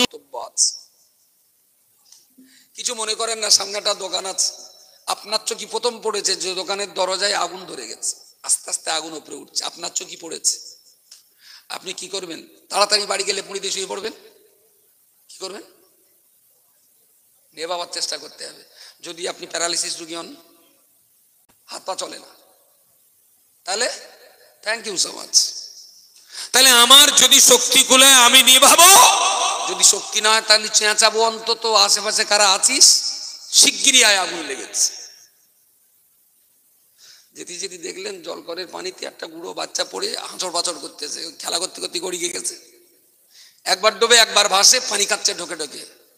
আপনি তাড়াতাড়ি কি করবেন? বাড়ি চলে যাবেন। কিন্তু আপনি সাঁতার জানেন না, ডুবে যাচ্ছেন, যদি ডোবার ভয় আছে, তাহলে চিৎকার করে যারা পারে তাদের ডেকে দিতে হবে। একটা বাচ্চা পুকুরে পড়ে, শিগগিরই চলে এসো, বাচ্চাটা তুলতে হবে। যদি পারি আমি তুলবো। আমার যদি ডোবার ভয় থাকে, সাঁতার না জানি, তাহলে যারা সাঁতার জানে তাদের ডাকবো। Very good. আচ্ছা, আগুন লাগলে যদি নেভাবার দায়িত্বটা আমার হয়, এই বাচ্চা দুটো স্কুলে যায়নি মানে ওদের লাইফে আগুন লেগেছে, ওদের লাইফে বাঁচানোর দায়িত্বটা তো আপনার। যদি মনে করেন ওটা তো লোকের বাচ্চা, আমার কচি তো স্কুলে যায়, আমার কচি মক্তবে যায়, আমার কচি স্কুলে যায়, আমার কচি দারুণ পড়ে, লোকের বাচ্চা পড়তেছে না, আমার তাতে কি? মনে রাখবেন, এই গ্রামের সে টেমির কথা মনে আছে? টেমি এরম একটা গোল কোটোবে না, আর মাঝখান দিয়ে এরম একটা সলতে না পলতে বাতি না, বাতি। একটা টেমি ধরাবার জন্য কটা দেশলার কাঠি, একটা চার দোকানে হাঁস ধরাবার জন্য কটা কাঠি, একটা কাঠি। আজকের এই এতটা লোকের খাওয়া দাওয়ার জন্য কটা কাঠি, একটা গ্রাম জ্বালাবার জন্য, একটা গ্রাম জ্বালাবার জন্য একটাই কাঠি। এক বাচ্চা अगर छूट गया तो याद रखना मकसद हमारा टूट गया। যে বাচ্চাটাকে অবহেলা করছি, ওই একটা বাচ্চাই যদি আগুন লাগায়, গোটা গ্রাম কিন্তু আগুন লেগে যেতে পারে। সেই জন্য গ্রামবাসী হিসেবে ভাবতে হবে, গ্রামের সব বাচ্চাই আমার বাচ্চাটাও গ্রামের সবাই। সামনে অন্যায় করলেই বলা, ভালো কাজের প্রতি উৎসাহিত করা। রাস্তায় আস্তে আস্তে পাঁচটা বাচ্চা দেখলে তাদের একটা হাত ধরাই, হাত মুখ ঝেড়েলে, চল নামাজ পড়ে আসে। বলতে চাচ্ছে আমার তো প্যান্ট পরা, তুই ছেলে মানুষ, তোর প্যান্ট পরে নেওয়া যাবেন, চ। ওই প্যান্ট পরা কুচি খেলা করছে, ওই ধরে আনেন। বয়স তো তার 7 বছর 8 বছর। আপনার কেউ না, গ্রামের বাচ্চা হোক না, ওই হাত ধরে আনেন, উঁচু করে আমি জানাম করতে, ও করে এনেলে ওই আন্ডার প্যান্ট পরে নামাজ পড়ুক না আপনার সঙ্গে। খুব কি অন্যায়, খুব কি দোষ? ও তো বাচ্চা মানুষ।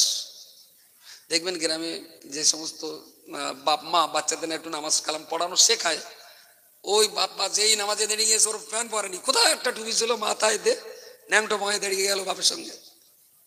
হয় না? এটা লক্ষণটা ভালো যে আপনি খানিকটা ওর অভ্যাস করাতে পাচ্ছেন।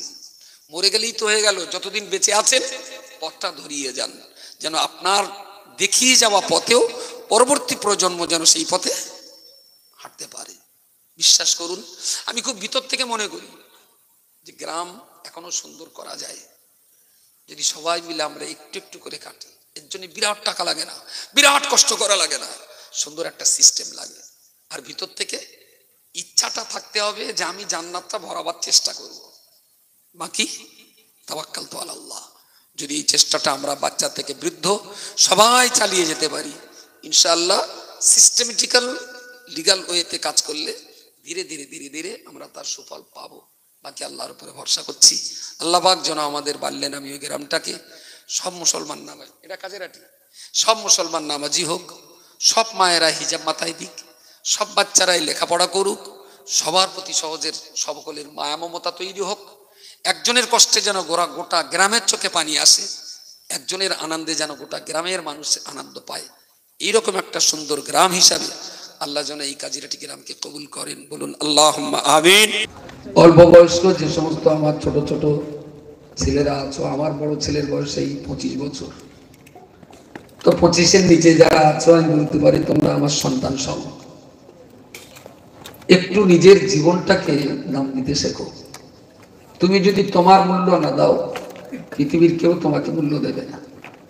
তুমি তোমার নিজেকে সম্মান করতে শেখো, তুমি তোমার নিজের দামটা বুঝতে শেখো, তুমি তোমার নিজের গুরুত্বটা অনুধাবন করতে শেখো।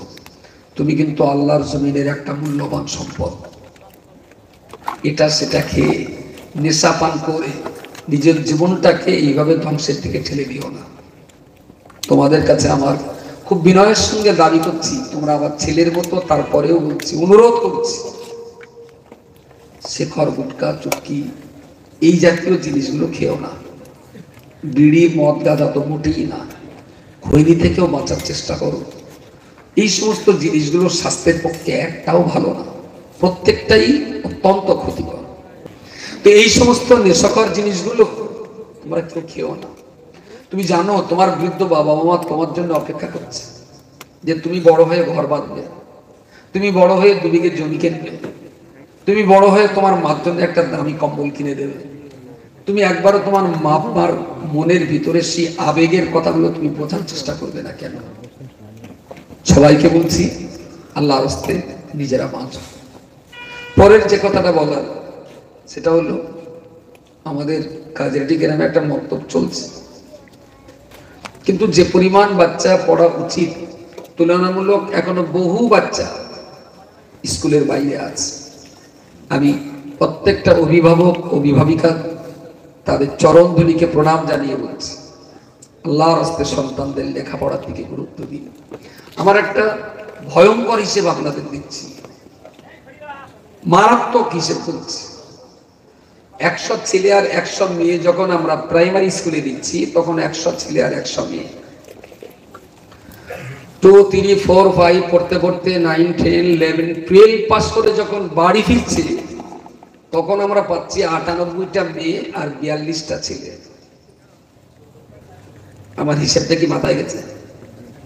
98টা মেয়ে উচ্চ মাধ্যমিক পাস করছে আর 42টা ছেলে উচ্চ মাধ্যমিক পাস করছে। বাকি ছেলে এই 5 থেকে উচ্চ মাধ্যমিকের মাঝখানে স্কুল ছুট হয়ে গেছে। ভয়ঙ্কর চরিত্রটা কোন জায়গায়? জীবন সঙ্গিনী হিসাবে একে অপরের বিয়ে শাদী করার ব্যাপার তো রয়েই গেছে। এখন মুসলিম সমাজে আছে 42টা উচ্চ মাধ্যমিক পাস ছেলে আর 98টা উচ্চ মাধ্যমিক পাস মেয়ে। এখন এই 42টা উচ্চ মাধ্যমিক পাস ছেলে যারা আছে, ওরাও তো চাইবে উচ্চ মাধ্যমিক পাস করা মেয়ে বিয়ে করবো। তো এখান থেকে উচ্চ মাধ্যমিক পাস 42টা মেয়ে, উচ্চ মাধ্যমিক পাস 42টা ছেলে বিয়ে করে সংসার। মেয়ে এখনো বাকি আছে কটা? 98টার ভেতরে 42টা গেল, 56টা। আচ্ছা, এই 56টা উচ্চ মাধ্যমিক পাস করা মেয়ে, ওরা কি বিয়ে করার জন্য উচ্চ মাধ্যমিক পাস ছেলে আর পাবে? ছেলেরা ছিল, সে তো হয়ে গেছে। এইবারে পড়তে পড়তে কেউ বিয়ে, কেউ মাস্টার ডিগ্রি, কেউ অনার্স করছে। বাপ তখন ওর আবার বেঁধে সেনা হচ্ছে, বাপের মাথায় টেনশন আছে। তা বাবারটা ছেলে দেখলো, ছেলে দেখে বাপের পছন্দের ছেলেগুলো, খোকা ভাই তাহলে আপনার ছেলেরে বলুন বা আপনারা আসুন, আমার মেয়ে দেখে যান। ছেলে গেছে মেয়ে দেখতে, মেয়ে সামনে এসে দেখলো যে ছেলের সঙ্গে বিয়ে হবে তার হিটোর কাছে ছেঁড়া, উড়োদ ছেঁড়া, পাশায় হয়তো আছে কি দেখি জানি ছেঁড়া। তারপরে গাল দিয়ে খৈনি কুমড় বেরোচ্ছে, তেরঙ্গা খাচ্ছে চাকুম চুকুম করে। তো ঘরে গিয়ে বললাম, ওই তুমি যে ছেলে দেখেছো, ছেলে পড়াশোনা মানে কি? তাহলে কি ওই 3 month তো গেল আর যায়নি গো, কিন্তু বাড়িটা বিরাট বড়, 2 তলা বাড়ি আছে, দিল্লি সেলাই কাজ করে। মেয়েটা রাত্রি শুয়ে পড়ে চিন্তা করলো, 2 তলা বাড়ি কিন্তু সেলাই কাজ করে। তাহলে দেখে ওর বোনের কাছে তোর নাম্বারটা দেওয়া, তার নাম্বার দিয়েছে, দেও কথা বলছে। বলছে এরকম তুমি তো আমার দেখতে এসেছিলে, তা কিরকম মনে হয়েছে? তা বলছে না ভালো লেগেছে। তা বলছে আমারও নয়, তোমার খুব পছন্দ হয়েছে। শিক্ষিতা মেয়ে তো ফার্স্ট উদ্দেশ্যে বাবাজি পড়িয়ে গেছে। বলছে তুমি এই 3টে বন্ধু হয়ে গেছিলে, ওরা কি বলেছে আমার দেখে? তা বলছেন ওরা তোমার খুব পছন্দ করেছে। বলে আমার না, তোমরা যারা এসেছে আমার ভীষণ ভালো লেগেছে। তা কার নাম কি? বলে একটার নাম পল্টু, একটা বাপি, একটা পয়সা, এরা 4-5 জন ছিল আমার সঙ্গে। তা হচ্ছে এই পল্টু ব্যানার্জি ছেলেটার ফোন নম্বর আছে? বলছে হ্যাঁ, একটু দাও না, একটু কথা বলবো। পল্টুকে ফোন করে রাত্রি বলছে আচ্ছা পল্টু, তোমার এই বন্ধু যারা আমার এরা মেয়েদেরকে এনেছিল রশিদ, তা রশিদ চালচলন কেরাম? বলছে না না, রশিদ খুব ভালো ছিল, ওই মাঝে মাঝে একটু পান টান খায়। এই বয়সে পান খায়? তা বলছে হ্যাঁ। তাহলে শুধু খায় না কিছু দেখে? তাহলে 300 জর্দাতে খায়। তাহলে পান খাবে, তাহলে 300 খায় কেন? তুই তো একটু গালগন্ধ হয়, তাই কিন্তু গালগন্ধ হয় তার কারণ তোর একটু কাঁচা পেঁয়াজ খায় সেদিন, কিন্তু পেঁয়াজই বা খাতি যায় কেন? তাহলে তো একটু চপ টপ খায়, তো আর সঙ্গে পেঁয়াজ দিলে ভালো লাগে। চপ না খালি তো খাতা হয়। তাহলে না না দিদি তুমি বোঝো না, ওই চুল্লু খালি না, ওর সঙ্গে চপ খাতি হয়, ওটা হলো চুল্লু চ্যাট। বললো আমি এখন হিস্ট্রিতে অনার্স করছি আর আমার বাপ ইরির সঙ্গে আমার বিয়ে দেবে। পরের দিন কলেজে গেই, বললো সৌরভ, বললো বল। বলছে দেখ সৌরভ, তোর না আমার অনেক দিন থেকে ভালো লাগে। সৌরভ বললো সাইদা, আমি না বলতে সাহস পানি, তুই বলেই ফেললি, আমি অনেক দিন তোরে 8 চোখে দেখি। ও দেখলো বাপ তো আমার দেখছে 3 পাস, 3 পাস বললে এটা কেমন দেখাচ্ছে? তার মানে 9 ক্লাস কম 12 ক্লাস পাস, এটা 3 বলাটা যেন মান সম্মানের ব্যাপার। বলছে আমার বাপ, ওর সঙ্গে দিদি তোমার সারা জীবন চলতে হবে, হচ্ছে আমার কলেজেরই সমরেশী ভালো। লিখে রাখুন, আগামী 10 বছরের ভিতরে মুসলমানদের 100 শিক্ষিতা মেয়ের ভিতরে 18 থেকে 22টা শিক্ষিতা মেয়ে অন্য ধর্মের মানুষের সঙ্গে বিয়ে করে সংসার করতে বাধ্য হবে। লিখে রাখুন আমার নাম দিয়ে। তার একমাত্র কারণ হলো মুসলমানরা তাদের ছেলেদেরকে লেখাপড়া আর শেখাতে চাচ্ছে না। মেয়েদের শিক্ষার হার এখন এখান থেকে 20 বছর আগে চেঁচাতে হতো মেয়েদের লেখাপড়া শেখাও, আজকে এখন বলতে হবে পুরুষ শিক্ষা বাঁচাও, তা না হলে সমাজ ধস লেগে যাবে। কোনো কিছু দিয়ে এই সমাজ আপনি আটকাতে পারবেন না। খেয়াল করে দেখেন, বিভিন্ন অন্য ধর্মের ছেলেদের সঙ্গে মুসলমান মেয়েরা বেরিয়ে যাচ্ছে, এবং এরা 2টো কারণে বেরোবে। প্রথম কারণ হলো এই বাচ্চা মেয়েগুলো বাচ্চা বয়স ইসলামের কোনো ছোঁয়া পাইনি। দ্বীন ইসলাম, কোরআন, শরীয়ত, নবী, রাসূল, আল্লাহ, পয়গম্বর এই ব্যাপারে কোনো ছোঁয়া পাইনি। দ্বিতীয় কারণ হলো ও যে শিক্ষা অর্জন করেছে, ওর শিক্ষার সমান্তরাল বজায় রেখে মুসলমান সমাজে ছেলে পাবে না, যার জন্য অন্যদিকে চলে যাবে। যদি মনে করেন মুসলমানদের এই বেইজ্জতির হাত থেকে বাঁচাবো, তাহলে আইন করে, কমিটি করে, সমিতি করে মুসলিম পাড়ার প্রত্যেকটা ছেলেকে স্কুলে পাঠানো ফরজে আইন। এটা একার কাজ নয়, গোটা গ্রামের কাজ। সব ছেলেকে স্কুলে পাঠাতেই হবে, তা নাহলে কিন্তু সমাজ ধস লেগে যাবে, আপনি বাঁচাতে পারবেন না। আমি আপনার সঙ্গে গল্প করছি, 256টা গ্রামে সার্ভে রিপোর্ট নিয়ে কথা বলছি। শেষ কথা বলছি, কমটা আমার, সমাজটা আমার, দেশটা আমার, মসজিদটা আমার, কাজের এটি গ্রামটা আমার। এর সৌন্দর্য, এর সম্মান, এর ইজ্জত, এর পবিত্রতা রক্ষা করবার দায়িত্ব আমাদের সকলের। বাকি কথা আল্লাহর উপর ভরসা করে ছেড়ে দিলাম। আর একটা কথা বলবো, আমার সেই মাদ্রাসা, একটা নতুন মাদ্রাসা করেছি নতুন সিস্টেমে, যেটা হয়তো শোনেননি। এই মাদ্রাসাটা হাই স্কুলে যারা মাধ্যমিক পাস করবে, হাই স্কুলে মাধ্যমিক পাস করে তারপরে ওরা আমার মাদ্রাসায় আসবে। এটা হলো 2 বছরের মাদ্রাসা। জামিয়া হলো 9 বছরের, খাদিজা হলো 8 বছরের, জেবুন্নেসা হলো 6 বছরের মাদ্রাসা, হাড়োয়া হলো 6 বছরের মাদ্রাসা, আর জোড়াশ্বরতলায় আপনার বিবি আসিয়া বালিকা মাদ্রাসা, এটা অনলি 2 ইয়ার্স, 11, 12। এই 2 বছর ওরা আমার কাছে পড়বে। হাই স্কুলের বইটা পড়াবার সাথে সাথে কোরআন, হাদিস, ফিকহ, আখলাক এবং তাসাউফ, এই 5টা বিষয়ের কিতাব আমরা ওকে 2 বছর পড়িয়ে দেব। জামিয়া 9 বছর পড়ে যা মাওলানা হয়, তার 4 ভাগের 1 ভাগ কিতাব 2 বছরে আমরা এই বাচ্চাদেরকে পড়িয়ে দিতে পারবো, যাতে এই মেয়েটা তার ব্যক্তি জীবন, সাংসারিক জীবন আর প্রতিবেশীদের প্রতি ইসলামের জ্ঞানটা সে নিতে পারে। এবারে উচ্চ মাধ্যমিক পাস করার পর কাউন্সিলিং করে আমরা কোনো মেয়েকে লয়ার করব, কোনো মেয়েকে প্যাথোলজিস্ট, কোনো মেয়েকে আমরা জার্নালিজম কোর্সে ভর্তি করাবো, কোনো মেয়েকে ডক্টর লাইনে, কোনো মেয়েকে আমরা নার্সিং কোর্সে। ওরা কোরআন জানবে, 5 ওয়াক্ত নামাজ পড়বে, মাথায় হিজাব আর নেকাব পরেই তারা বসিরাট করতে ওকালতি করবে। এটা আমার জীবনের একটা বিরাট লড়াই। মাথায় হিজাব, 5 ওয়াক্ত নামাজ, ভিতরে কোরআন নিয়ে ওরা হসপিটালে নার্সিং এর কাজ করবে। তাহলে আপনার বৌমার, আমার বৌমার বাচ্চাটা যখন হসপিটালে হবে, মাদ্রাসার ওই মেয়েটা ছুটে এসে ওর কানে আজান দিয়ে মরা সুন্নতকে জীবন্ত করতে পারবে। হসপিটালে মাতৃসেবা সদনে কোথাও আর আজান নেই, বাচ্চার কানে আর আজান করছে না। তাহাজ্জুদের পার্টিতে কেঁদে কেঁদে এই সমস্যার সমাধান হবে না। আজান দেওয়ার জায়গায় লোক তৈরি করে পাঠাতে হবে, তবে আজান আবার ফিরিয়ে আনা যাবে। কাজটা একদম কঠিন নয়। এবছরে আমরা 80টার মতো বাচ্চা ভর্তি দেব। এবছরে আমি টাইম দিলাম, আমার এই বিবি আসিয়ার বাচ্চা আগামী 4 বছরের ভিতরেই ওরা নার্সিংহোম হসপিটালে মুসলমানের বাচ্চাদের কানে আবার আজান দেওয়া শুরু করতে পারবে ইনশাআল্লাহ। 55 লক্ষ টাকা ব্যয় করেছে এই মাদ্রাসায়। মানুষের কাছে হাত পেতেছিলাম, মানুষ টাকা দিয়েছে। বাকি 18 লক্ষ টাকা আমার টাকা, 18 লক্ষ টাকা। শুধু লক্ষ্য একটাই, কমিউনিটির ইজ্জত সর্বনাশ হয়ে যাচ্ছে। ইজ্জত রক্ষার জন্য এই জায়গাগুলো তো আমাদের মেয়েদের তৈরি করাটা অত্যন্ত জরুরি। তাই আমার এই পথে পা বাড়ানো। এতটা মানুষ রয়েছে মাদ্রাসায়। এবছর বিজ্ঞাপন শুরু হয়েছে আমার, এখন ফর্ম ফিল আপ চলছে। ফেব্রুয়ারি মাসের 27 তারিখে অ্যাডমিশন টেস্ট হবে, আর মার্চ মাসের 3 তারিখে রেজাল্ট আউট হবে। 80টা বাচ্চা নেব আর্টসে, তার বিজ্ঞাপনও আছে এবং ভর্তির ফর্মও বোর্ড অফ ইসলামিক এডুকেশন সাইটে দেওয়া আছে। যাদের বাচ্চা এবার মাধ্যমিক দেবে তাদের জন্য আমি বলছি, যদি পারেন আমার এখানে ভর্তি করবেন, যদি পারেন। আর আমি যেটা বললাম, আমার কাছে বাচ্চা দিলে 25 বছর আগে বেঁধে দিতে দেবো না,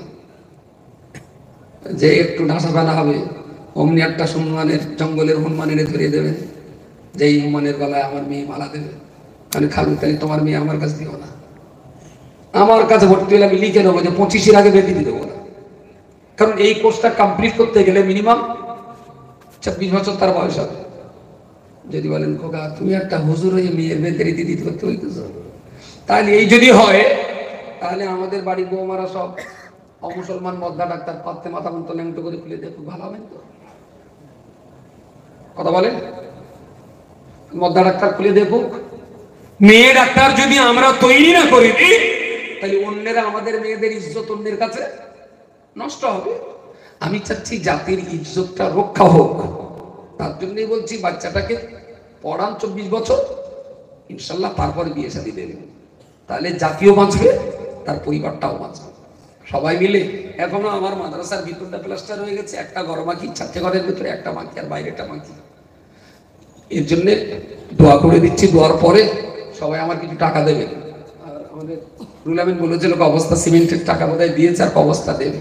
হ্যাঁ, দোয়া রয়েছে, যদি পারেন 1 বস্তা সিমেন্ট হুজুরের কাছে বলে দেবেন দোয়ার পর। আল্লাহুম্মা আমিন।